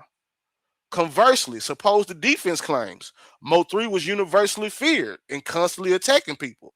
The state may be permitted to introduce peaceful acts, contrary reputation testimony, or evidence showing that the alleged incidents were unsubstantiated. Every attempt to define Mo3 risk allows the. Let me read that again. Every attempt to define Mo3 risk allowing the opponent to present the missing half. So if the state say Mo3 was just a good person, they risk the defense. They risk the defense coming and saying, "Well, we got evidence saying he's not," and vice versa. If the defense tried to do it, it opens the door for the state to come in with the same thing. So battle number 4. Specific acts versus reputation evidence. Even when a victim's character traits become relevant, courts distinguish between reputation or opinion testimony, specific incidents, evidence known to the defendant at the time, evidence unknown to the defendant, evidence proving motive, evidence offered merely to show propensity. Specific bad acts are often more difficult to admit because everyone can create a distracting trial. Because everyone could create a distracting trial within the trial. So if they even want to bring up something Mo3 did, now they got to be litigated about. Did Mo3 really do it? What happened? Woo, woo, woo. And that's going to create a mini trial within the trial, and the judge hate that. Right? The judge hates it. That's why Hector Wilkins, even though some of y'all seen it on the timeline, that's not going to make it to trial because that's going to create a whole bunch of mini trials, right? So let's go a little deeper. A judge may allow testimony that Mo3 had a reputation for violence, but exclude a detailed examination of 10 unrelated allegations. More specific incidents may be allowed when they directly support an alternative perpetrator, witness bias, motive, or a concrete part of the charged conspiracy. All right. So you can bring up these, let's say like the Dro situation. If the state was trying to prove that Trap Boy Freddy should indeed be a co-conspirator, then they could use the Dro situation as motive evidence, right? So let's go to part. Damn, where I'm at. Let's go to part. What was it? Battle number 4. Okay, let's go to part 4. All right, let's go to part 4. The state's best central argument around Mo3. What is the state's best argument? The strongest prosecution argument is probably not Mo3 was innocent of everything. That is unnecessary and vulnerable. The best argument is Mo3's imperfections explain the conflict, but they do not explain away the evidence. He may have insulted people, engaged in feuds, created provocative music, and lived near danger. None of that gives Yellow Beezy immunity for allegedly paying to have him killed. And that's spot on. That is spot on, man. The state cannot concede someone unpleasant. The state can concede some unpleasant facts, taking ammunition away from the defense. And here's the example of how they may do that. You may hear things about Mo3 that you do not like. This is not a popularity contest. The law protects flawed people too. Then prosecutors can redirect the jury and say something. For example, the question is not whether Mo3 lived perfectly. The question is whether the defendant intentionally arranged his death. That's a good way to refocus, get them back focused on the trial. That is likely the state's most powerful framing because it neutralizes victim blaming before it begins. So let's get into the state's possible closing theme. Y'all good? Everybody good down there? What's up, Joe Black? Salute to everybody in the building, man. So let's get into the state's possible closing theme. All right, and this is an example of a quote. The defense showed you, and this is the closing thing, right? So let's read this like a closing thing. The defense showed you every conflict in Mo3's life except the conflict supported by the evidence. They gave you possibilities. We gave you the people, communications, relationships, planning, and the payment. Okay. Let's go into part 5. Let's go into part 5. The defense best central argument around Mo3. Now, what is the defense best argument? Let's check this out. Because again, y'all, we're trying to ask the question. You have Mo3 the victim versus Mo3 the rapper. Which side of Mo3 will the jury be able to, which side of Mo3 will the jury believe? All right. So the strongest defense argument is probably not Mo3 caused his own death. That could alienate jurors and does not prove Conway's innocent. The best argument is, for example, Mo3 lived in a world containing numerous real conflicts. The state converted the most visible rivalry into a murder for hire case without eliminating other motives and without proving that Conway made any agreement to pay White. That's the best framing of the defense argument. But let's continue. The defense can express sympathy while attacking proof. For example, how they do that is, here's a quote, Mo3 deserves justice. But justice is not achieved by selecting a famous rival and filing evidentiary gaps with lyrics, assumptions, and cooperating witnesses. So the defense possible closing theme. The defense possible closing theme. Example, the state proved Mo3 had enemies. It proved Conway was one of them. It did not prove that being an enemy made Conway the employer of the killer.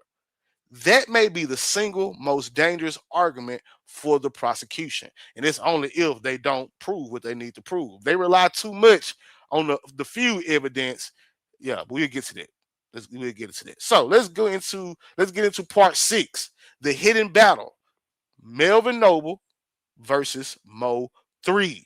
All right, the hidden battle, Melvin Noble versus Mo3. Now, I planned on playing the defense closing argument again, but we all heard it, right? We all heard how the defense was constantly referencing to Melvin Noble as Mo3 in the legal setting, because we call him Mo3 too. But we here for this the Mo3 sector. We here because of the entertainer. We not before a judge in a court calling him Mo3, then calling Yella Beezy Mr. Conway. Again, when you hear the defense attorneys do that, that is done on purpose. They're doing that to dehumanize Melvin Noble and highlight the character Mo3. All right. So let's get into this, man. Part 6, the hidden battle, Melvin Noble versus Mo3. There may be effectively 2 versions of the victim. Now we finna get into the meat and taters. All right.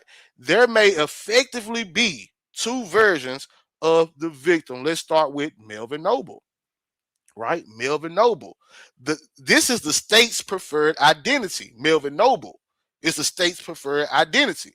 The human being, the son and father, the man inside the vehicle, the person who ran for his life, the victim whose future was taken, and the individual protected by the law. Then you have Mo3, right? We love both of them, right? But then you have Mo3. This may become the defense preferred identity, the public provocateur, the participant in heated rivalries, the artist who content blurred fact and performance, the man with multiple potential enemies, the person whose statements cannot now be cross-examined, and the center of a complicated network investigators may not have fully explored. So you have Melvin Noble and you have Mo3. Melvin Noble, the victim. Mo3, obviously the rapper. Which side would the jury believe? Let's go a little deeper though. Neither identity is necessarily false. The trial battle will concern which identity explains the murder. Listen to that close. Don't let that go over y'all head. Neither identity, right? Because we know Mo3 was with the shits, right? But we also know Melvin Noble was very loving to his family and all of this stuff. We know the human side. He gave back to the community. So we know both sides to be kind of true, right? So the trial battle will not be about which side is true. It's which identity explains the murder. Understand that the distinction, all right? Which one of those identity explains the murder? The prosecution says his public life explains why Yella Beezy wanted him dead. The defense says his public and private life creates too many other explanations to convict Yella Beezy.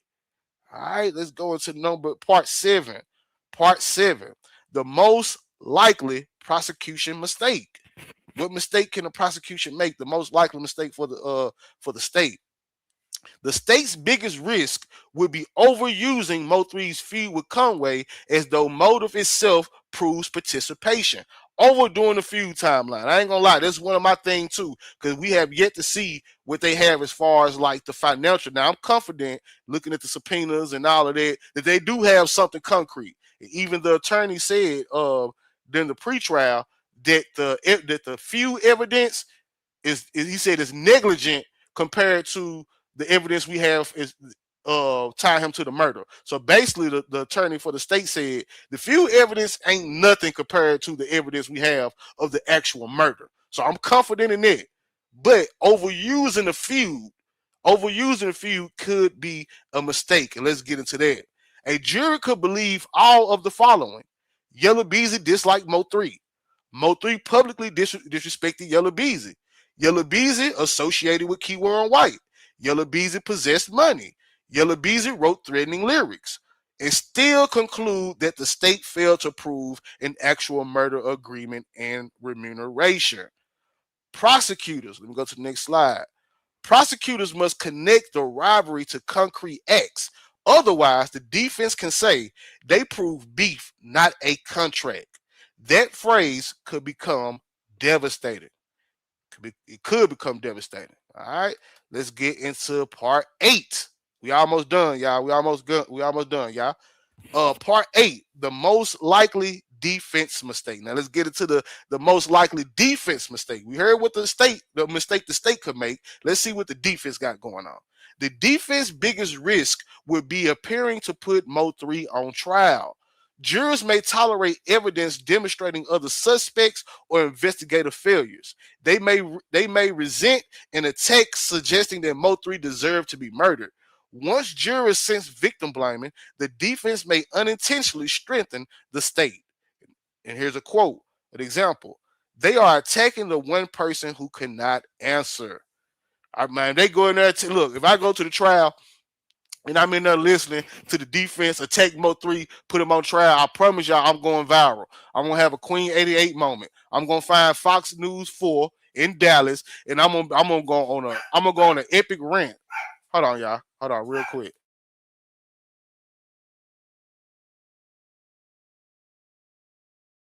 I'm gonna go on an epic rant, y'all. I'm back. I'm gonna go on an epic rant and be like, they already took his life. Now they're trying to kill him again in the courts, man. I'm gonna go off. I'm telling y'all that now. It will be scripted. It will be viral. There will be my moment. They killed him. They killed him in real life, and then they're assassinating his character in the courts. This is not right. Long live Mo3. Yeah, I'm coming just like that. I'm going viral. I promise y'all, I'm going viral. All right. So look. The most likely defense mistake. The defense's biggest risk would be appearing to put Mo3 on trial. Jurors may tolerate evidence demonstrating other suspects or investigative failures. They may resent an attack suggesting that Mo3 deserved to be murdered. Once jurors sense victim blaming, the defense may unintentionally strengthen the state. And they would say the state would say something like they are attacking the one person who cannot answer. All right, next slide. The defense must therefore connect every negative fact to a legitimate issue, alternative motive, credibility, bias, context, investigative failure, identity, and causation. No free floating dirt. You just can't just throw mud on my nigga name. Now we ain't doing that. I'm gonna stand up and say, I object. I'm standing up. What's up, saying? I'm gonna stand up and say, I object. Fuck is y'all doing here? This man is dead. He can't even speak for himself. Call this man no clout chaser. So let's get into the final. Is this the final one? Let me see. Nah, okay, but almost. So let's get into let's run through this checker tape, y'all. We almost there. So part 9, the legal chessboard. All right. So now we're about to get into the predictive moves that the state could possibly make introducing Mo3 as a human, as Melvin Noble and not Mo3. Move 1. The state introduces the rivalry. Purpose, motive, defense counter. Rivalry is not an agreement, and public performance is not private intent. Then we get the move 2. The state humanizes Mo3. Purpose, prevents jurors from viewing him as merely a participant in street conflict. The defense counter, avoid attacking his family. Focus on the complexity investigators ignored. Now, real quick before we move on, I don't know how many of y'all was on the list when I was on Jackie panel the other day, but I said I predicted Jossie will be probably one of the first witnesses to take the stand if she has to testify in Yellow Beezy trial, specifically in Yellow Beezy trial, not Devin or none of that, because I can see them using Jossie instead of Rainwater. I don't see none of his family taking a stand. So the next person close enough to Mo3 that can humanize him in the last moments of his life will be Jossie. You know what I'm saying? She could, because he wasn't a street nigga and he was a lover. You know what I'm saying? So she can humanize him and explain his last moments of his life. All right. So I predicted Jossie when it comes to the Yellow Beezy trial. Jossie will most definitely be one of the first witnesses they present. She's gonna be up there with the highway footage. All that is gonna play a part in humanizing Mo3. All right. So let's move to move number 3. Move number 3. The defense introduces other enemies. Purpose, reasonable doubt, and alternative motive. The state counter, demand an evidentiary link between each supposed enemy and the actual murder. And that's going to be interesting because if they was planning on using Trap Boy Freddy, hell, now they asking for evidence that Trap Boy Freddy is a co-conspirator. You know what I'm saying? So let's move to move number 4 and 5. Oh shit, hold on, I want to delete that. Move number 4 and 5. The defense introduces Mo3 alleged violence. Purpose, explain retaliation or other possible perpetrators. The state's counter, argue that the defense is conducting a character assassination based on unrelated acts. Then we have move 5. The state introduces Mo3's statements of fear, aka the Cam Capone interview. Purpose, show he recognized a developing threat.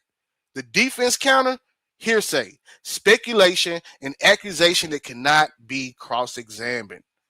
All right, so let's round it out with move number 6 and number 7. The state uses lyrics in online posts. The purpose, interpret coded threats, motive, or knowledge. The defense counter, selective literalism, art when convenient, confession when convenient. Move number 7. The defense attacks the investigation. Purpose, show tunnel vision around the best known rivalry. State's counter, alternative theories or possibilities unsupported by accumulated evidence. Now, finally, we're at number 10. The last part, and it's just merely the prediction, right? So we didn't went through, let me remove this real quick before I read it. So we didn't went through the state side, the defense side, the different versions of Mo3 or Melvin Noble, both sides would try to present, right? So let's get into the actual prediction, because the question is, what will the jury believe? All right, what will the jury believe? So I'm wait for this to pull up. My prediction of the core Mo3 argument. The entire argument around Mo3 may ultimately reduce to one sentence from each side. The state. Mo3 life explains the motive, but Conway's conduct proves the murder for hire. Now the defense. Mo3 life provides numerous motives, and the state cannot prove Conway was the one that caused his death. That is the legal chess. The prosecution must take Mo3's conflicts narrow. The prosecution must make Mo3's conflict narrow enough to point at Yellow Beezy. The defense, however, must make Mo3's conflict broad enough to create reasonable doubt. And the judge must prevent either side from turning the trial into a referendum on whether Mo3 was a good man. Because legally, Mo3 did not have to be good. The state must prove that Yellow Beezy was guilty. And there go y'all legal chess, man. There go y'all legal chess, man. The state does not have to prove that Mo3 was a saint. They just got to prove that Yellow Beezy was guilty. But in order to do that, Mo3 life will most definitely be on trial. It's just a matter of how much, you know what I'm saying, in which version of Mo3 life will the jury believe. Melvin Noble, the victim, the father, the son, the man, the human inside the victim, the human that justice still applies to, right? Because they like to make people he was a street nigga. Okay, street niggas can get justice too, right? Then you got Mo3, the rapper, Osama, the guy who they say exaggerated the beefs, the guy who said was clout chasing, and you know what I'm saying, who was into a lot of conflicts. You know what I'm saying? Which side will the jury be able to hear? We'll find it out, man, soon enough, because it is countdown, y'all. It is countdown, man. You know what I'm saying? It is countdown, and it is trial time. She said, I predict Mr. Cole will be the state's first witness. Now I'm just going based off the subpoenas. Now, if they didn't subpoena Mr. Cole, where they don't, my bad, Fate, because you're right. You don't have to subpoena a willing person, a willing person who willing to get a testimony. Okay, all right, I'm with you. You know, I'm a little delayed. My boy, he said, I just feel white people don't care, so it's 50-50 with me. Yeah, but that's that's the thing. White people, black people, whoever, the jury is coming in not caring. You know what I'm saying? But as the trial progresses, This basically the argument. Which side of MO3 will the jury believe? Which side will they care about? You know what I'm saying? Can the state convince them to care enough about MO3 to look at him as a human who deserves justice? You know what I'm saying? Could the defense care enough about make the jurors care enough about Yellow Beezy to where they believe the alternative suspect theories or the reasonable doubt? You know what I'm saying? So she said, I'm going based off many trials I've watched. I mean, they can make sense. They can make sense. They can most definitely make sense. But the reason why I say Jossie is because, again, the state going to have to be careful not to overly, because for one, they can't just do a monument service, right? So Miss Nicole can't take the stand and just talk about how good. Now, she can possibly give a victim impact statement during the sentencing phase. You know what I'm saying? During the sentencing phase, but in the case in chief, I don't think they're gonna allow Mr. Cole just sit up there and talk about how good MO3 was, his upbringing. Remember, it all got to be relevant to the charged offense. That's why I'm saying Jossie, because Jossie can do similar to what Mr. Cole can do, except it puts it in a certain pocket of a certain time frame. She was the last person intimate with MO3 before his passing. Josh's age and never been married plays a part. And this is mother. Okay, I mean you could be right. You could be right. You could be right. You could be right. You could be right. But yeah, man, you know what I'm saying? So there go the Legal Chess episode, man. You know what I'm saying? Y'all go back, man. Y'all go back and watch, man, whatever y'all need to watch, man. Y'all stay on y'all P's and Q's. You know what I'm saying? I'm thinking about doing an episode about this because I just seen City Nash go live. Look, y'all gonna kill me with this. I love y'all. I love y'all. And I look, I never want to come across as the smartest dude in the room. I promise to God, I don't know everything. You know what I'm saying? But y'all gonna kill me with this Rico talk. Y'all gonna kill me with this Rico talk. Y'all gonna kill. Lord, look, I might have to do a whole episode on that.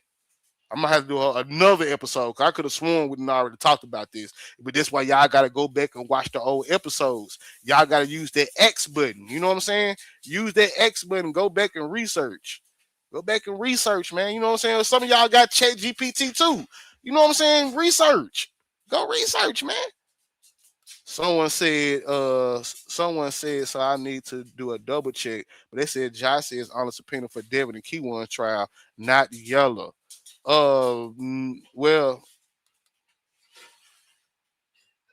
yeah, I have to see that. I don't want to. When I seen it, no, she's most definitely subpoenaed for all three. Because I remember when I first posted it, I didn't see her subpoena for Devin because Devin's was on a later date. I think they put her subpoena in on Devin docket 5/28, but the ones on Yellow Bees and Keyone came in like June something. So I remember seeing Yellow Bees and Keyone for sure. Cause my question was like, damn, she gonna testify against them and not Devin? Is Devin working? So yeah, she most definitely subpoenaed for all three of them. I don't fool with AI, Josh. You better. Man, I'm gonna tell y'all this if I get up out of here. I'm finna get up out of here. I'll drop the link for you real quick, Elias. But I ain't got long though, Elias. I ain't got long, OG. But I'll let you come. Yeah, I didn't trace my whole family lineage back with AI. Y'all better recognize. Y'all better stop sleeping. What's up, Ja? Ja said, yeah, Josh set him up for Devin, but they granted. Hold on, let me see. Let me drop this link before I forget. I ain't got long, OG. Hold on.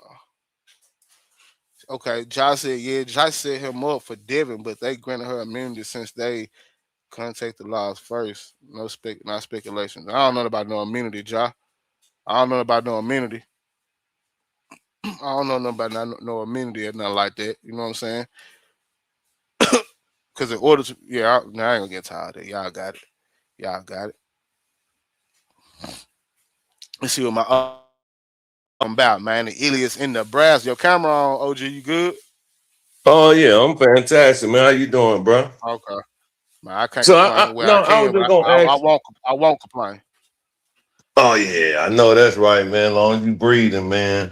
Nah, facts. No, what I was gonna ask you was that with how the situation with Jossie, man.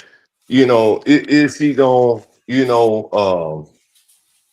how do you feel her role and everything will be, you know, played, and how are they gonna come at her, what I'm saying, with her testimony, or what you think her testimony would actually be, because man, you know how it is, man, baby daddy, baby mama, Right. Yeah. so I just think she gonna be either a big problem or, you know, the solution Yeah. or the ace in the hole. I mean, her role is gonna be different across the cases. You know what I'm saying? But Mhm. I don't see it being that difficult because especially in the Devin Brown case, Devin Brown in the affidavit, you go back and read the affidavit, he already confirmed everything she said. You know what I'm saying? He admitted that he felt the way about Mo3. He admitted Yeah, that he called the son. He admitted that this his phone number. So there wouldn't be a contest to too much or nothing. All Johnson got to do is repeat what's in the affidavit. That's all they're gonna want her to do. And he already confirmed everything in the affidavit with his statement. So, I got you. I just wanted to hear you say that, brother, because that's what I was yeah. trying to get at, man. People, when I said it's 50-50, and meaning that if some money can get thrown out there, then fine. But I doubt that probably will happen. But pretty much all the evidence is there, though, bro. You know what I'm saying? Because Devin been working since day one. I mean, So but I ain't gonna lie to you, OG. We gotta revisit that because for one, the state said they ain't gave out no deals. Now they said the feds might do their own thing. So I ain't let go of Jerry yet, cause Jerry and the feds. But we yeah, seen Devin Brown at pretrial. His lawyer said he's ready for trial August 24th. He filed his motions. Now you still got until the very last day to take a plea deal. So he might just be waiting it out or whatever. But as of right now, we can't say that boy snitching, man. We can't say yeah, that boy snitching. He looking like he going to trial. yeah. You checked on your boy Keywan lately, bro? Man, I ain't playing. I ain't playing with Q1. It's trial time, man. You know what I'm saying? It's pick a side time, man. If he didn't come over here with the state, if he ain't on just from Mo3 side, then look, man, it is what it is. Man, I'm telling you, bro. Play time over with, man. We ain't got nothing else to talk about. You know what I'm saying? Josh, I'm gonna say this, and I'm gonna get up out of here once again, man. Like I say, 6 years, all this been going on, man. I look at all this stuff, man, and I'm like, damn, man. When if they once they tie everything together with them lyrics and all that, man, if Oh they yeah, are found guilty, them boys they gonna be gone for a very, very long time, bro. it's over. It's Very over. long time. Them boy better cop some So. pleas, man. They better cop some pleas, man. And go and try to get a little less time, cause boy, these folks ain't finna play with them. Right, man. But They ain't finna anyway, play man, with them. enjoyed the content though, man. I just like to come on and show you some love, man. I've been down for a minute, bro. So I'm trying to get back in the groove, man. Man, I sure ain't seen you around, man. Now I know, man. Hope all is well with you though, man. Prayers up. Oh hell yeah, yeah, yeah, man. Just working, man, business, man. You know what I'm Oh, saying? okay, So that's okay, why I say, okay. yeah, that business come before anything, man. Oh, most definitely, most definitely, most definitely, Yeah. most definitely, So, man. but appreciate you, brother, and keep pushing out the content, man. You know You what I'm already saying? know, man. I appreciate you, OG. And drop your link Already, down. Drop your link down there, man, so the people can know where to come find you and all this stuff while we get up out of here. already. All right, Salute. OG. Appreciate you, man. All right. Yes, sir. I see you, Ja. All right. Yeah, man. Y'all make sure y'all go tap in with the OG, man. Ilias in Nebraska, man. He be over there. He covering Mo3 content too, but I've seen him over there going live about a lot of different trials. I think he was over there talking about the Wells dude or the Carmelo Anthony, but he be over there on content, man. You know what I'm saying? So y'all make sure, you know what I'm saying, y'all go over there and check out the OG Ilias in Nebraska, man. Hold on, we got Kimberly up here. I says, Kim, I ain't got long now. I ain't got long, but pop your shit. Good afternoon. I don't have long either because my voice is not the best. Salute to everyone. I just wanted to say, Josh, Hold on, hold on, hold on, J. hold on. Before you even start about all this stuff, how you feeling? You okay? Up and down. There's still pain. There is in some places, but other than that, I'm good. It's not Okay. as bad as it was, but this voice, oh. But no, I'm not up here for the other. I'm just Okay. strictly legal. Other Okay. stuff, it is what it is. Yeah, we I can talk just about want that. them. Yeah, I just want people to understand that usually the state, if they do make a deal, they typically they'll talk about it, but they won't give you the deal until after that trial because if they say, okay, yeah, we got a deal, it looks bad to the Mm-hmm. jury, like, okay, they made a deal, so can we trust their testimony? Right. That's number one. The other thing is the feds could have made deals, and that could also be why what's his name, Barnes isn't releasing some information to the state because he possibly will use it in a federal RICO allegedly, which I do believe that will happen. That's why I do. That's why they withholding certain things because the state has certain rules. The feds, it's a whole different story. They don't have to Yeah. release the information as quickly as the state. So I just want them to be aware so they know a little bit about the legal, tactics that they play. Right, right, right, But right, anyway, you right, did your right, right. thing. But that's all I want to say. All right, so Skin, well, you most definitely gonna get down and gone take care of yourself, get some rest. Listen, I have to at this point. I Yeah, can't work today, so yeah, I'll be on social media a little bit more, but some other stuff. But yeah, but thank you. But you did your thing today, like you always do. I appreciate you, sis. You know, I ain't nothing without y'all, so I most definitely appreciate y'all, man. Absolutely. Can you drop me so it doesn't mess up your audio, please? I ain't gonna, I'm on a laptop, but I'll drop you though. Salute, sis. I'll All talk right, to you. thank you. Bye. Yeah, man. Yeah, man. So yeah, we most definitely gonna have to talk about this whole federal situation. We might have to play with statements back too, because obviously people heard different things. You know what I'm saying? But what's been going on in this case regarding the feds is not them trying to get any evidence from the feds. Yeah. You know what I'm saying? The situation is, and I could be wrong. Like I said, I'm not the authority. You know what I'm saying? I just got 50 live research presentations. I just got, I can pop by. I got 50. These ain't live streams, y'all. These are presentations. These are down there lectures. You feel me? You know what I'm saying? Well researched. You know what I'm saying? They are even sourced. If y'all ask for sources, I can source all my information. You know what I'm saying? But the company, what I got, and it's still my opinion. I'm not authority, not none of that. But my opinion, and I'm gonna say this briefly, and I'm gonna get up out of here.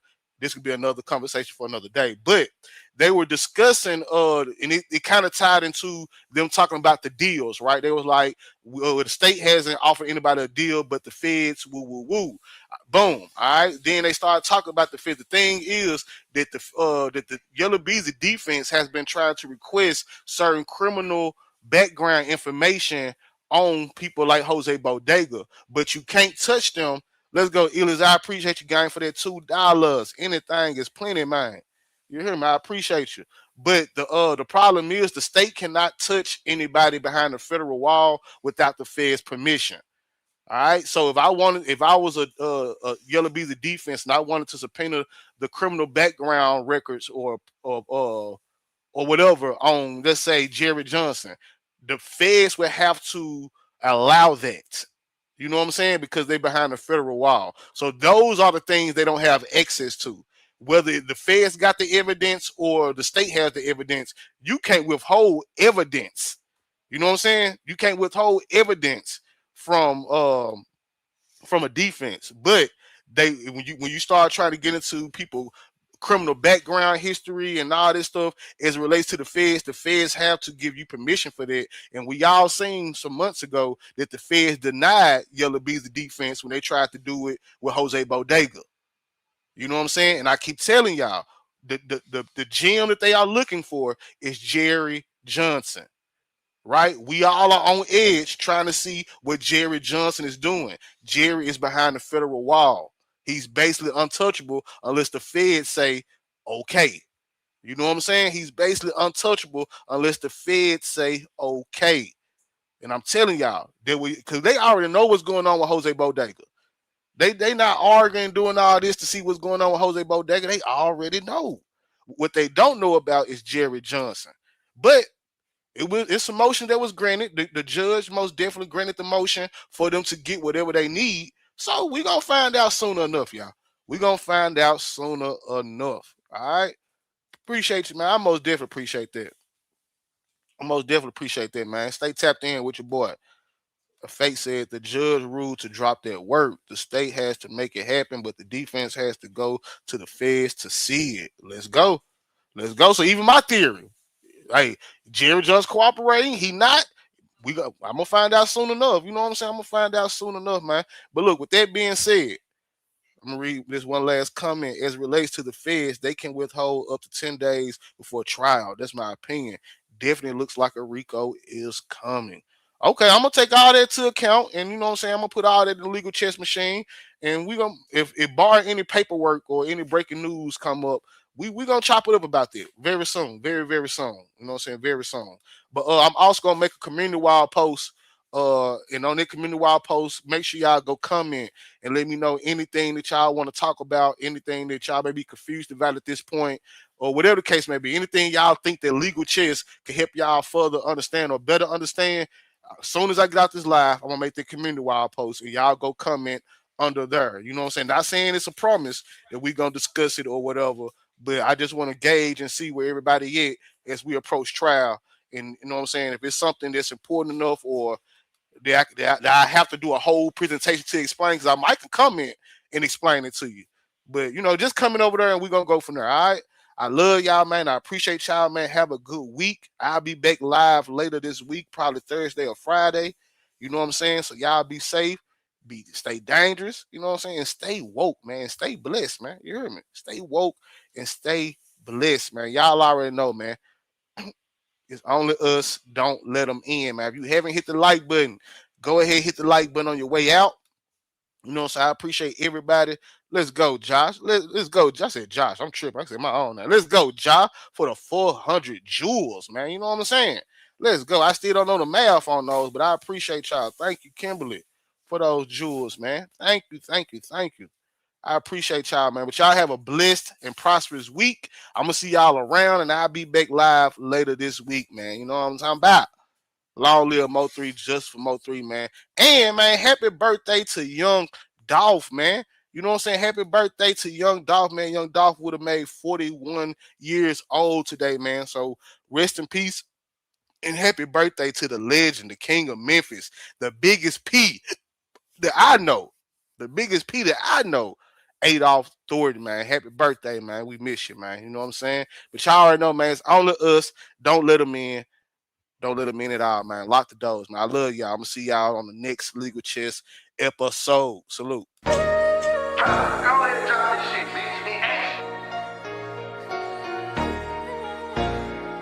God. On bubble, nigga. 3G4L, nigga.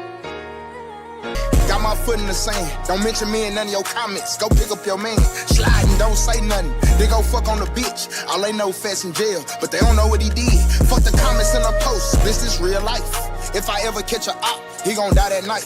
Bro be tryna tell me chill. No, I ain't living right. But he know I'm for the smoke, so don't believe the hype. If I got a step, then it is what it is. Balenciaga print. When I drop the little bitch, got it. Walk over him, and we won't say nothing.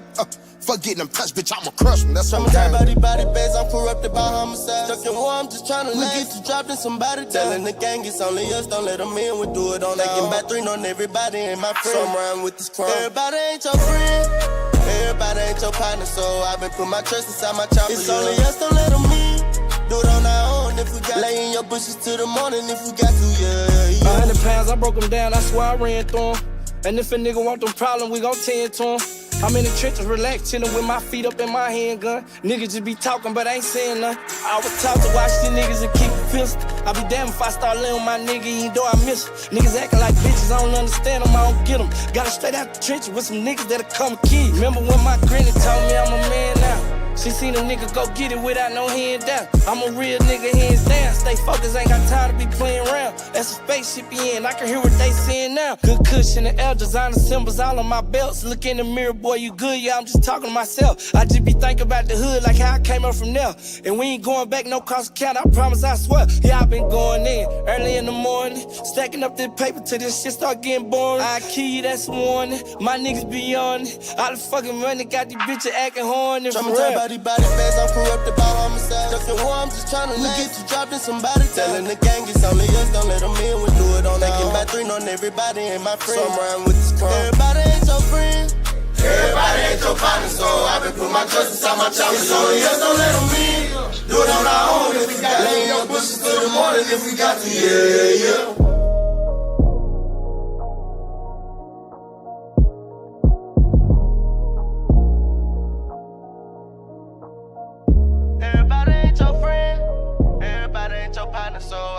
my trust inside my chopper. It's only us, don't let them in. Do it on our own. If we got it in your bushes till the morning. If we got to, yeah, yeah.